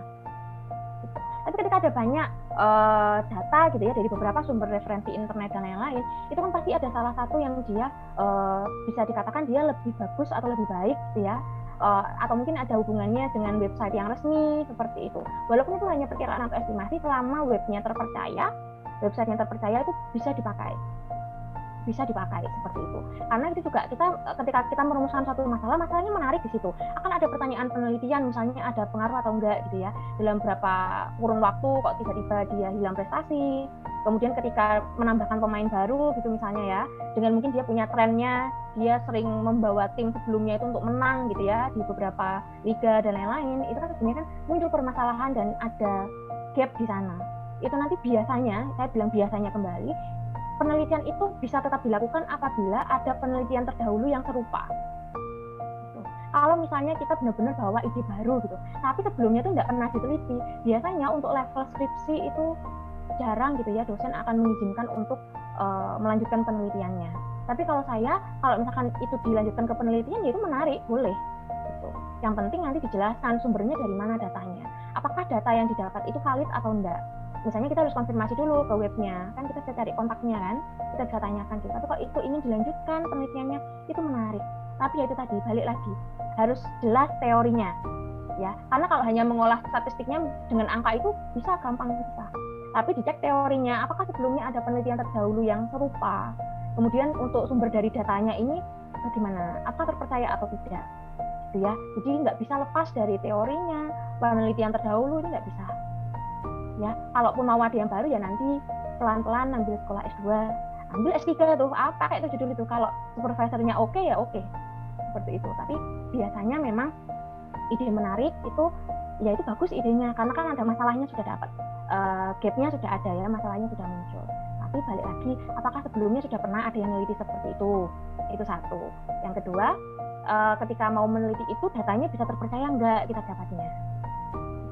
Teorinya, kalau teori insya Allah bisa dicari ya. Kalau kita ngomong teori itu kan bisa kita kaitkan dengan keilmuan lain. Misalnya dari keperilakuan, aspek perilaku, itu kan boleh diteliti. Perilaku pemain misalnya atau apa, gitu. Itu bisa. Gitu. Kalau misalnya untuk yang di luar negeri itu agak susah, gitu misalkan ya, agak susah. Kan ini kan kita ngomongnya kuantitatif ya, datanya kan angka. Kalau misalnya dalam bentuk kualitatif mungkin masih enak ya, karena kan kita dengan kalimat. Jadi untuk memvalidasinya itu lebih nggak sedetail ketika di kuantitatif gitu ya. Nah kalau misalnya mau coba diimplikasikan, kita coba pakai tim Indonesia saja yang mudah dicari datanya, kenapa enggak? Seperti itu. Tapi idenya itu sangat menarik kalau judulnya seperti itu ya. Tapi balik lagi, tanya dulu dosen pembimbingnya bagaimana, berkenan atau tidak. Yang kedua, kamu bisa menemukan penelitian terdahulu yang relevan atau tidak. Kalau tidak bisa menemukan itu, ya sebaiknya ya cari yang lain gitu.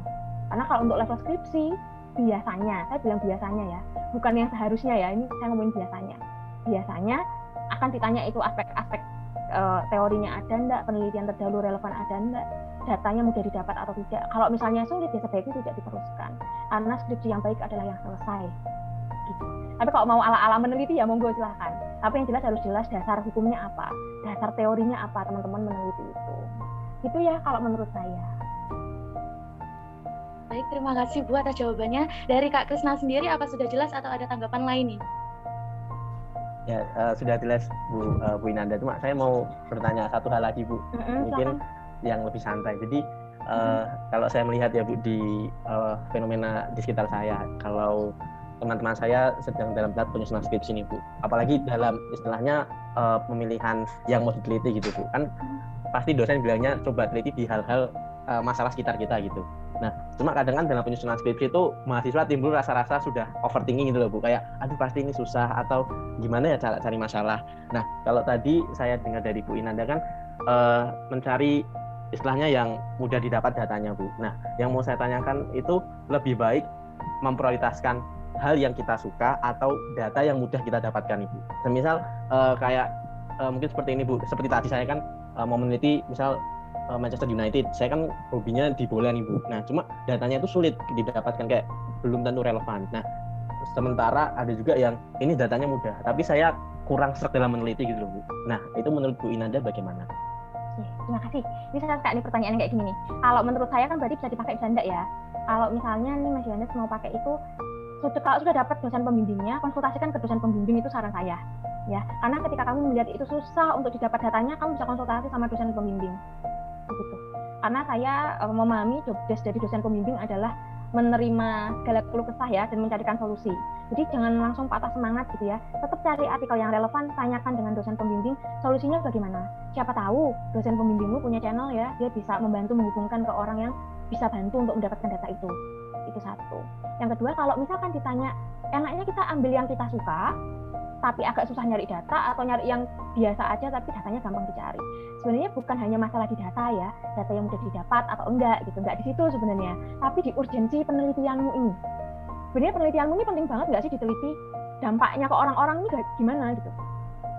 Karena kan harapannya ketika teman-teman meneliti, ketemu hasilnya ya, setelah diolah datanya ketemu hasilnya, itu kan manfaatnya buat selanjutnya bagaimana? Gitu. Kita lihat urgensi penelitianmu ini kenapa. Kalau misalnya kamu tertarik ada masalah itu ya tentang pemain bola ya, kita mau lihat bagaimana itu. Lah itu kan kita harus tahu dulu. Kenapa sih kita kok perlu penelitian ini? Di latar belakang kan harus dijelaskan. Selain adanya masalah, pentingnya kok saya harus meneliti ini karena apa? Kalau kita tidak bisa menjawab pentingnya karena apa, ya mundur mending. Gitu. Jadi kalau ditanya milih data yang sulit tapi saya suka atau apa, ya kalau saya ya jadi mahasiswa S1, ya saya nyari yang datanya mudah biar saya cepat selesai. Untuk apa saya lulus banyak semester, skripsinya bagus, orang outputnya kan skripsi tercetak, outcome-nya kita lulus dapat kerja, kan logikanya seperti itu gitu. Jadi kalau misalkan kita manage ego kita dan lain-lain ya, tidak perlu terlalu memaksa. Kalau saya seperti itu, tapi balik lagi ke individunya beda-beda ya. Kemudian kalau memang disuruh milih ya data ya, cari yang kamu bisa menjawab urgensinya apa. Karena kan yang disuka kan tidak cuma satu ya. Kayak misalkan kamu nyari cewek kan pasti dipilih. Ini mana ini yang paling cantiknya, ada beberapa, kamu milih salah satu. Sama penelitian tuh kamu juga pilih ada banyak yang bagus, mana yang paling kamu suka. Bikin 2 atau 3 list judul yang kira-kira kamu tertarik di situ. Jangan memaksakan egomu ketika memilih tema atau judul untuk skripsi. Karena outputnya hanya skripsi yang tercetak, dikumpulin di perpustakaan. Outcome-nya kan kamu bisa berpikir kritis, belajar manajemen waktu gitu di proses skripsinya. Itu kalau saya sendiri, kalau disuruh milih ya cari yang topiknya memang kamu suka dan juga urgensinya kamu jelas. Karena nanti kalau ditanya urgensinya apa, kok perlu ini, dampaknya apa gitu, kamu nggak bisa jawab ya nanti repot. Gitu. Jadi cari tahu. Kalau mungkin masih ketertarikanmu dengan bola, kamu bisa bikin penelitian yang lokal-lokal aja gitu. Pasti kan kamu ada timnas Indonesia siapa gitu, mau coba gitu ya meneliti misalkan tentang kalau ekonomi apa ya contohnya ya, pengelolaan keuangan misalnya ya, atau manajemen pengelolaan keuangan di timnas gitu, tim apa misalnya, kalau Malang itu apa Arema, ada macam-macam ya kayak gitu kan. Misalkan kamu meneliti satu tim sepak bola, kamu meneliti di situ, kamu sepak bola, kamu ketemu orang-orangnya, lebih mudah didapat datanya bisa. Maunya berkuesioner, kamu mau wawancara dan lain-lain, nanti dimintakan surat di fakultas gitu ya, nanti akan dibantu pasti. Gitu. lakukan sesuatu yang kamu senang. Jangan ngerjain skripsi kamu nggak suka judulnya, tapi dosenmu maksa judulnya harus bagus. Kalau jelek saya malu, ya nggak selesai nanti sedih. Yang jelas harus tahu urgensinya peneliti itu apa. Kalau masalah datanya susah, bisa konsultasikan ke dosen pembimbing. Gitu. Kalau misalnya ditanya datanya ini mudah, tapi saya nggak suka topiknya, cari topik lain yang datanya kamu bisa dapatkan. Karena ada kejadian mahasiswa judulnya bagus, dia nggak bisa dapat datanya, nggak selesai, sampai akhirnya ganti judul itu baru selesai. Itu kan tidak enak ya, karena kan outputnya skripsi lulus kan ya skripsi selesai ya, outcome-nya kan ketika kalian ngerjain skripsi, kalian nggak cuma belajar menyusun latar belakang, hipotesis ya, olah data, selesai gitu ya. Outcome-nya kan dari prosesnya itu kalian nanti ketika bekerja lebih siap. Ketika ditanya juga mampu menjawab seperti itu. Gitu sih Mas kalau saya. Konsultasikan coba ke dosen pembimbingmu, nanti akan diarahkan. Gitu. Itu sih. Terima kasih atas jawabannya Bu Inanda. Dari Kak Krisna, apa ada yang mau ditanyain lagi nih? Mungkin dari saya cukup. Terima kasih banyak untuk tanggapannya Bu Inanda. Mungkin nantinya bisa menjadi bahan pertimbangan saya untuk kedepannya juga. Oke, terima kasih. Semoga sukses ya. Semoga kalau lagi nyusun skripsi dilancarkan. Kalau misalnya belum nyusun skripsi ya semoga dapat dosen pembimbing yang sefrekuensi. Amin. Terima kasih banyak Bu Inanda. Ya, karena penting loh itu doa dosen pembimbingnya satu frekuensi. Sama dosen pembimbing pun juga kalau berdoa, saya berdoanya dapat mahasiswa yang sefrekuensi. Gitu. Saya kurang nyaman kalau terlalu serius ya. Karena kalau terlalu serius kok nanti cepat tua gitu. Santai. Silahkan kalau ada yang mau tanya lagi. Silakan ya teman-teman, mungkin kita akan buka 2 pertanyaan lagi karena keterbatasan waktu. Jadi mungkin yang mau tanya langsung raise hand dan bisa langsung on mic. Silahkan mau tanya apa. Ini ada Mbak Alivia nih yang nanya nih. Baik, Kak Afrisma bisa langsung on mic. Baik, terima kasih. Di sini saya mau izin bertanya terkait hipotesis Bu Jika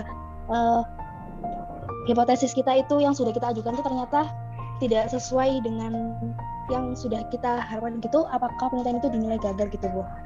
Terima kasih.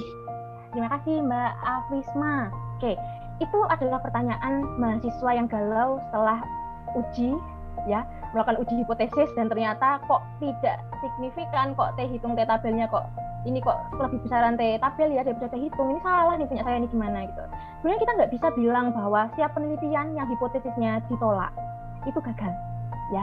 Jadi nggak semua teman-teman, kalau kita ngomongin penelitian kok hasilnya nggak sesuai, hipotesisnya kok nggak diterima ya, kok salah, ini yang salah aku apa SPSS-nya yang salah, nggak ada yang salah gitu. Ya, ketika teman-teman sudah nanti melakukan uji untuk datanya di asumsi klasiknya, kalau pakai kuesioner kan kita pakai validitas reliabilitas juga ya. Kalau misalnya hasil uji hipotesisnya tidak sesuai dengan hipotesis, itu bukan berarti penelitianmu gagal. Gitu. Dan itu bukan berarti juga salah. Udah dicoba dibolak-balik datanya kok ini udah benar, kolek datanya, tapi kok nggak sama dengan hipotesisnya. Nah, ini tantangan untuk teman-teman apabila saat menyusun skripsi, saat selesai melakukan uji hipotesis dan ternyata hipotesisnya tidak ada yang diterima, solusi dari saya adalah silahkan cari fenomena apa yang kira-kira membuat teori ya sama penelitian terdahulu itu kok beda sama punyamu. Ya, narik fenomena ini sulit, makanya tadi saya bilang kolek penelitian terdahulu yang relevan yang banyak gitu, kumpulin yang banyak gitu. Dan nanti teman-teman bisa baca kira-kira kalau ada yang ditolak alasannya karena apa. Biasanya yang membuat tidak sama ya dengan hipotesis, harusnya ada pengaruh ini kok enggak gitu ya, padahal teorinya bilang ada pengaruh. Biasanya dicek untuk sampelnya apakah sudah sesuai atau belum. Kalau misalnya pakai datanya sekunder, perusahaan-perusahaan, kok penelitian terdahulu di perusahaan food and beverage, kok dia berpengaruh ya, tapi kok ini dikonstruksi kok enggak. Dicari tahu karakteristik, apakah variabel itu di karakteristik di food and beverage dengan konstruksi itu sama atau enggak. Terus cek juga perkembangan di Indonesia kondisinya seperti apa. Cari tahu fenomenanya apa. Jadi saya tidak bisa bilang bahwa itu salah. Enggak. Karena ya memang secara matematis ketika uji statistik menggunakan aplikasi, ya hasilnya seperti itu. Ya mau gimana lagi, kita tidak bisa buat apa-apa. Itu. Kalau misalnya, biasanya nanti kan dosen pembimbing akan nanya, ini kok bisa nggak berpengaruh sama sekali ya Mbak, gitu misalkan. Ini gimana solusinya? Itu ada satu cara lagi, misalkan menambahkan variabel baru.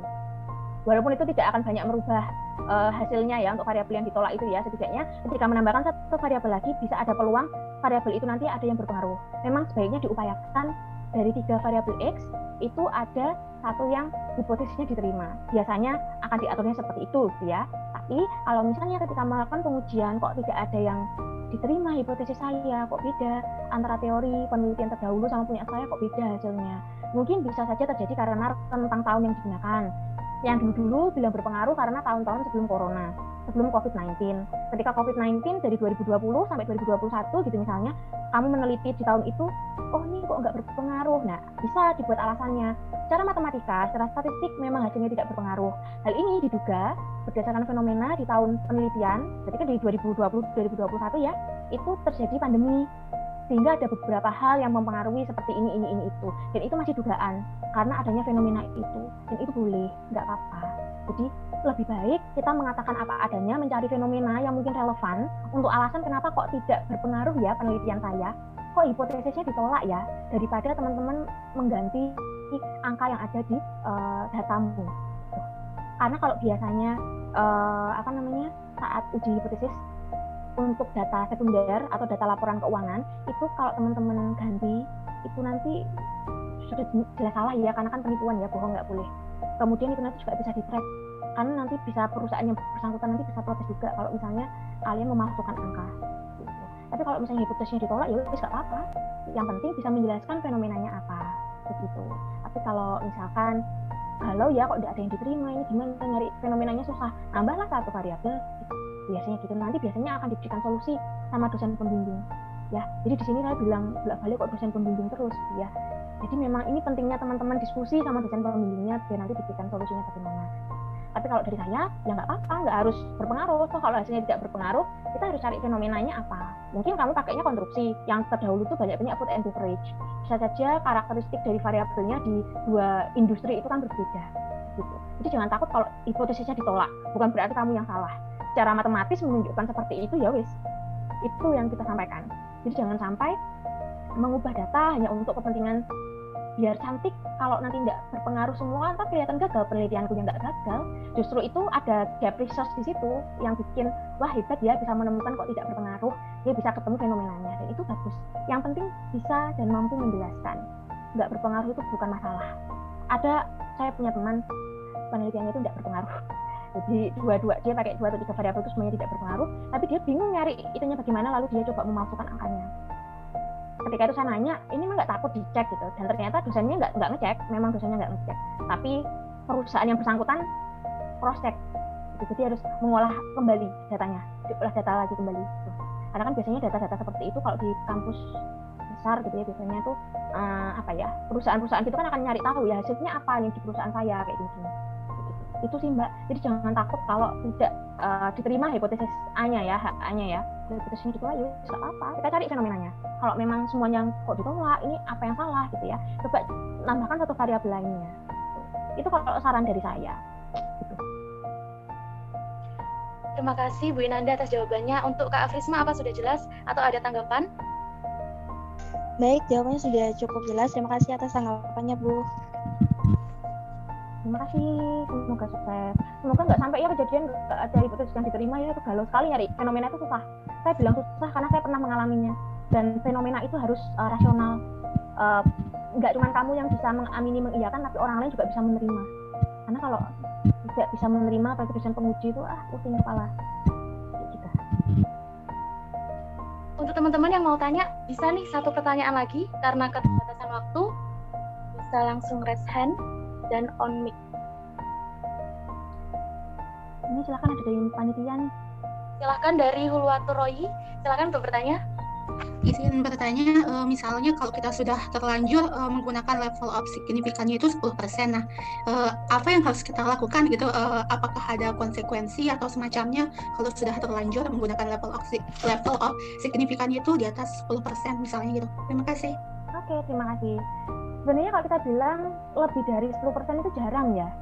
Jadi kalau misalkan ada konsekuensinya atau tidak, ya justifikasinya nanti yang bingung ketika ditanya sama dosennya. Kenapa kok lebih dari 10%? Karena normalnya, saya bilang normalnya, untuk penelitian, karena saya tidak tahu di sini ada di fakultas lain atau enggak. Kalau di fakultas ekonomi, ya fakultas ekonomi dan bisnis, untuk keilmuan ekonomi, ya ilmu sosial, biasanya ada di 5% dan 10%. Tidak ada 15, 20 itu jarang. Jadi kalau saran saya, mumpung belum mulai mengerjakan gitu ya dibuat gitu 5% atau 10% begitu. Kenapa kok ada 10%? Biasanya kan di buku bilangnya 5% ya, karena nanti biasanya, saya bilang biasanya loh ya, ketika uji T ya, untuk uji hipotesisnya gitu kan, untuk regresi misalkan gitu, dia tuh nggak akan berpengaruh signifikan karena dia nilainya 7% misalnya. Maksudnya dia nominalnya di atas 5% gitu ya, padahal level signifikansinya kan dia 5% gitu ya, dia ada di rentang itu. Nah, padahal sebenarnya dia signifikan kok, karena dia masih di bawah 10%. Nah, ini ada kaitannya sama pertanyaan sebelumnya. Kalau misalnya ini nggak berpengaruh ya, level signifikansinya dia di atas 5% gitu, lalu dia dikatakan ini nggak berpengaruh gitu, padahal dia masih berpengaruh di level signifikansinya 10% begitu.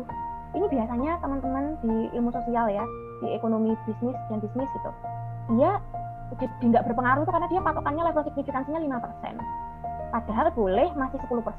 Jadi jarang menggunakan 11, 20 kayak gitu, kan kayak dari kesalahan ya.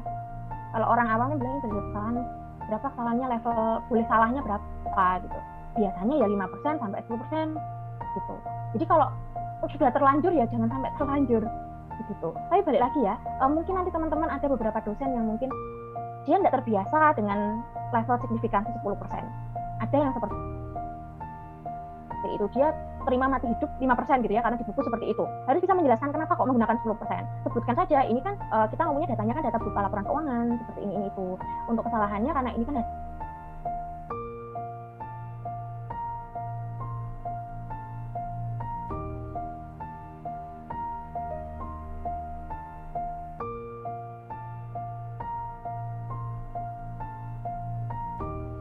dia nggak berpengaruh, hipotesisnya jadi ditolak. Untuk level amannya ya masih bisa kok diterima di 10%, seperti itu. Jadi kenapa kok ada 10% ya, karena ada beberapa penelitian yang dia itu di atas 5%, jadinya nggak berpengaruh, hipotesisnya jadi ditolak. Nah itu kan tadi yang bingung nyari fenomenanya bagaimana gitu. Jadi bisa pakai 10%, nanti kalau pakai 10% kan dia masih diterima hipotesisnya. Oh ada pengaruh, ternyata ada berpengaruh positif antara variabel X dan Y gitu ya, di level signifikansi 10%. Gitu. Kalau 5% dia nggak berpengaruh, tapi kalau 10% dia masih bisa, dan 10% itu masih ditoleransi ya untuk ilmu sosial.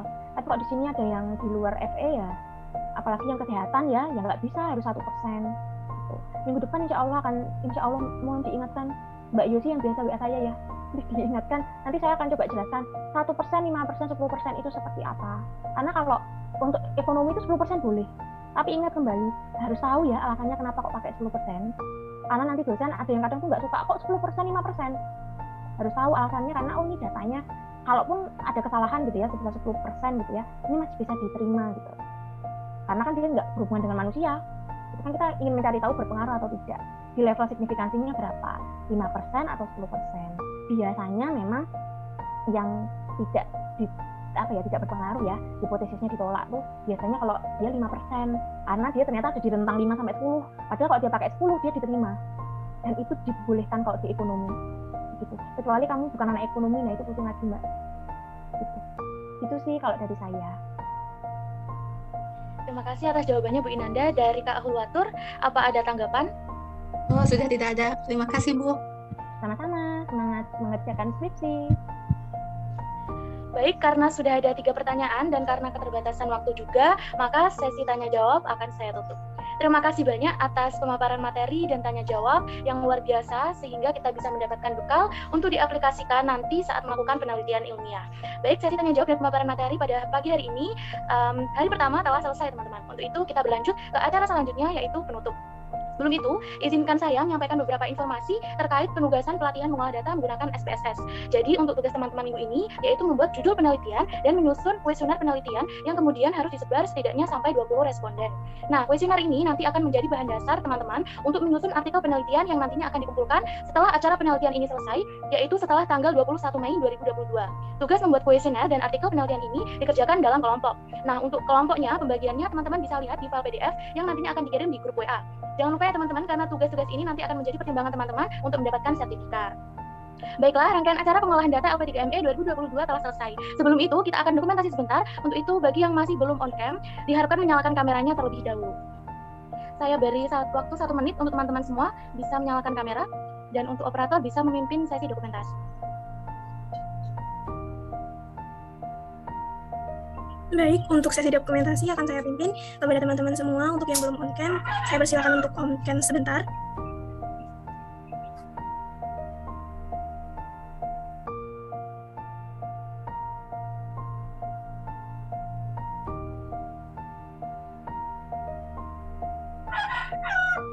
Baik, saya dokumentasikan dalam hitungan 1, 2, 3.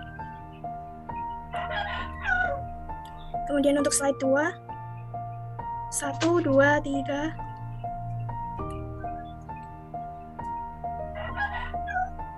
Sudah selesai, terima kasih atas partisipasinya. Saya kembalikan kepada MC.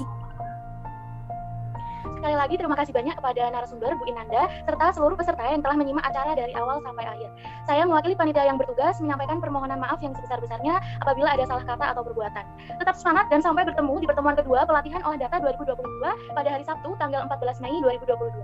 Akhir kata, saya selaku MC pamit undur diri. Terima kasih dan wassalamualaikum warahmatullahi wabarakatuh. Waalaikumsalam warahmatullahi wabarakatuh. Terima kasih teman-teman, semangat. Saya izin undur diri. Terima kasih.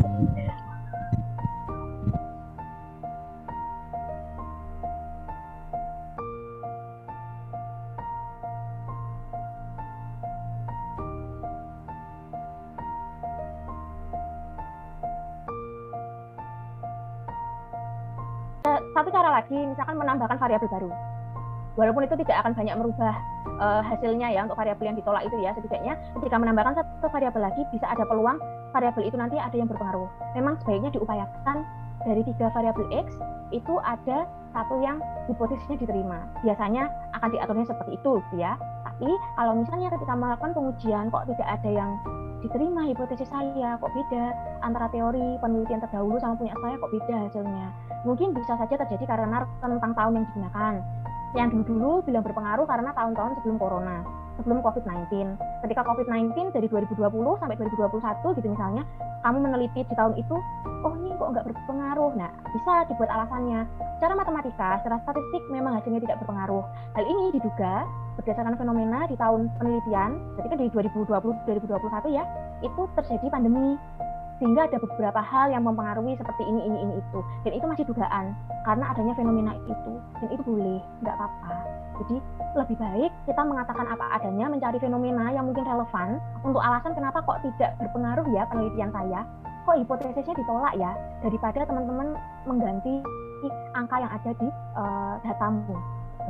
Karena kalau biasanya saat uji hipotesis untuk data sekunder atau data laporan keuangan itu kalau teman-teman ganti itu nanti sudah jelas salah ya, karena kan penipuan ya, bohong nggak boleh.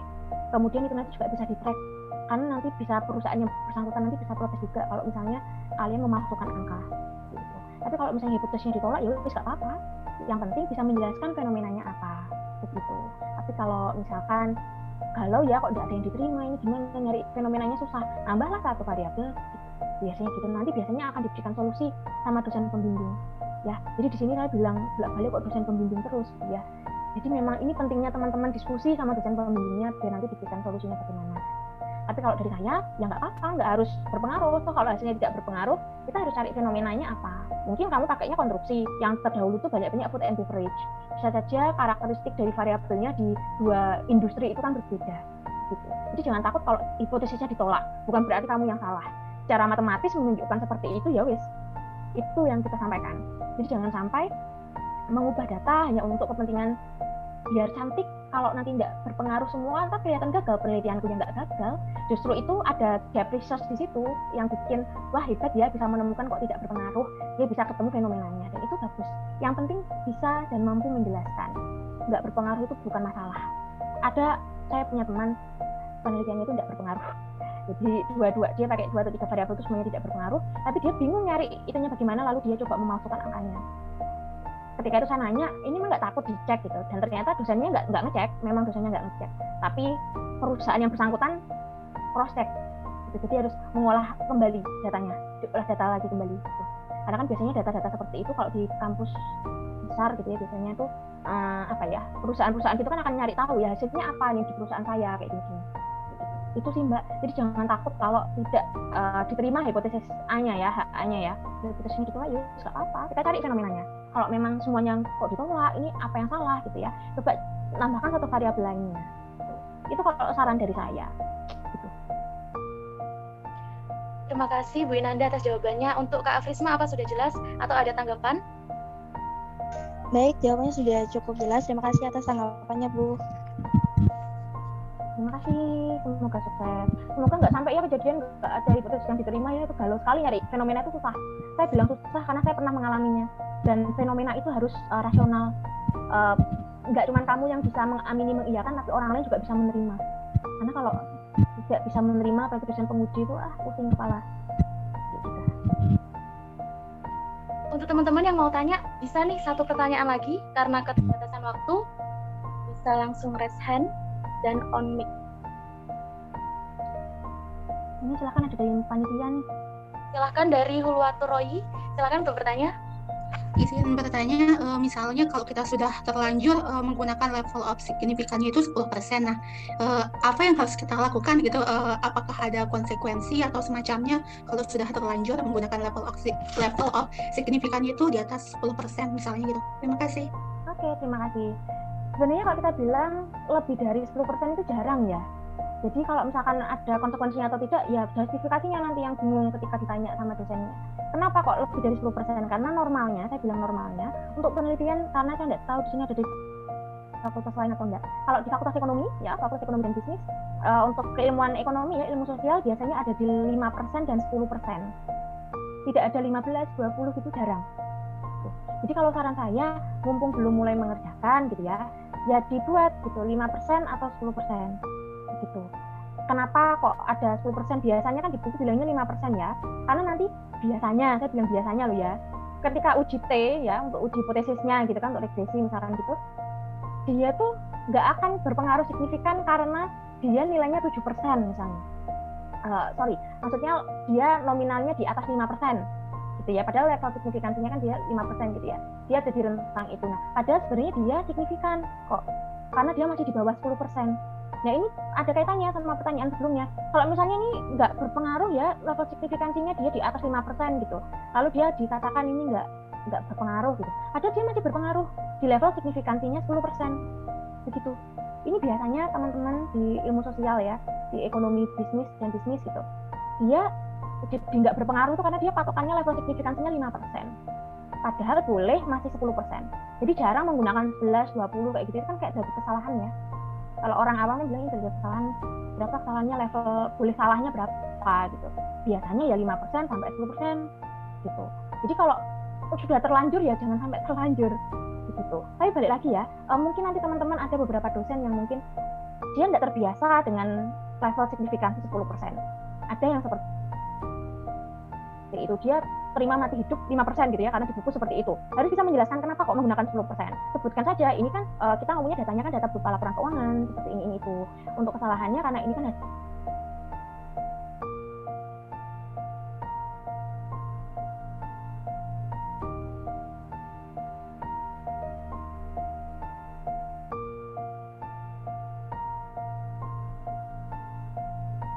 dia nggak berpengaruh, hipotesisnya jadi ditolak. Untuk level amannya ya masih bisa kok diterima di 10%, seperti itu. Jadi kenapa kok ada 10% ya, karena ada beberapa penelitian yang dia itu di atas 5%, jadinya nggak berpengaruh, hipotesisnya jadi ditolak. Nah itu kan tadi yang bingung nyari fenomenanya bagaimana gitu. Jadi bisa pakai 10%, nanti kalau pakai 10% kan dia masih diterima hipotesisnya. Oh ada pengaruh, ternyata ada berpengaruh positif antara variabel X dan Y gitu ya, di level signifikansi 10%. Kalau 5% dia nggak berpengaruh, tapi kalau 10% dia masih bisa, dan 10% itu masih ditoleransi ya untuk ilmu sosial. Tapi kalau di sini ada yang di luar FE ya, apalagi yang kesehatan ya, yang nggak bisa harus 1%. Gitu. Minggu depan insya Allah mohon diingatkan Mbak Yosi yang biasa WA saya ya, diingatkan. Nanti saya akan coba jelaskan 1%, 5%, 10% itu seperti apa. Karena kalau untuk ekonomi itu 10% boleh, tapi ingat kembali harus tahu ya alasannya kenapa kok pakai 10%. Karena nanti dosen ada yang kadang tuh nggak suka kok 10%, 5%. Harus tahu alasannya, karena ini datanya kalaupun ada kesalahan gitu ya sebesar 10% gitu ya, ini masih bisa diterima gitu. Karena kan dia nggak berhubungan dengan manusia. Itu kan kita ingin mencari tahu berpengaruh atau tidak. Di level signifikansinya berapa? 5% atau 10%. Biasanya memang yang tidak tidak berpengaruh ya, hipotesisnya ditolak tuh biasanya kalau dia 5%, karena dia ternyata ada di rentang 5 sampai 10. Padahal kalau dia pakai 10 dia diterima. Dan itu dibolehkan kalau di ekonomi. Gitu. Kecuali kamu bukan anak ekonomi, nah itu pusing lagi Mbak. Gitu. Itu sih kalau dari saya. Terima kasih atas jawabannya Bu Inanda. Dari Kak Hulwatur, apa ada tanggapan? Oh, sudah tidak ada. Terima kasih, Bu. Sama-sama, semangat mengerjakan skripsi. Baik, karena sudah ada 3 pertanyaan dan karena keterbatasan waktu juga, maka sesi tanya jawab akan saya tutup. Terima kasih banyak atas pemaparan materi dan tanya jawab yang luar biasa sehingga kita bisa mendapatkan bekal untuk diaplikasikan nanti saat melakukan penelitian ilmiah. Baik, sesi tanya jawab dan pemaparan materi pada pagi hari ini hari pertama telah selesai teman-teman. Untuk itu kita berlanjut ke acara selanjutnya yaitu penutup.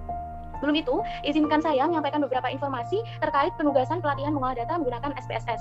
Jadi, untuk tugas teman-teman minggu ini, yaitu membuat judul penelitian dan menyusun kuesioner penelitian yang kemudian harus disebar setidaknya sampai 20 responden. Nah, kuesioner ini nanti akan menjadi bahan dasar teman-teman untuk menyusun artikel penelitian yang nantinya akan dikumpulkan setelah acara penelitian ini selesai, yaitu setelah tanggal 21 Mei 2022. Tugas membuat kuesioner dan artikel penelitian ini dikerjakan dalam kelompok. Nah, untuk kelompoknya, pembagiannya teman-teman bisa lihat di file PDF yang nantinya akan dikirim di grup WA. Jangan lupa ya teman-teman, karena tugas-tugas ini nanti akan menjadi pertimbangan teman-teman untuk mendapatkan sertifikat. Baiklah, rangkaian acara pengolahan data LP3ME 2022 telah selesai. Sebelum itu, kita akan dokumentasi sebentar. Untuk itu, bagi yang masih belum on cam, diharapkan menyalakan kameranya terlebih dahulu.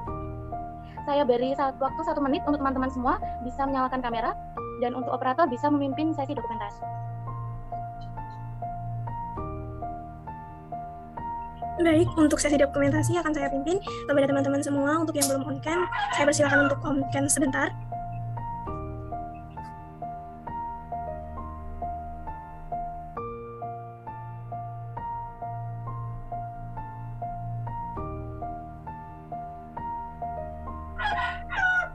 Baik, saya dokumentasikan dalam hitungan 1, 2, 3.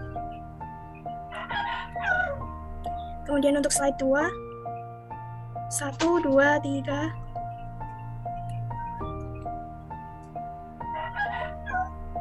Sudah selesai, terima kasih atas partisipasinya. Saya kembalikan kepada MC. Sekali lagi terima kasih banyak kepada narasumber Bu Inanda serta seluruh peserta yang telah menyimak acara dari awal sampai akhir. Saya mewakili panitia yang bertugas menyampaikan permohonan maaf yang sebesar-besarnya apabila ada salah kata atau perbuatan. Tetap semangat dan sampai bertemu di pertemuan kedua pelatihan olah data 2022 pada hari Sabtu tanggal 14 Mei 2022. Akhir kata, saya selaku MC pamit undur diri. Terima kasih dan wassalamualaikum warahmatullahi wabarakatuh. Waalaikumsalam warahmatullahi wabarakatuh. Terima kasih teman-teman, semangat. Saya izin undur diri. Terima kasih.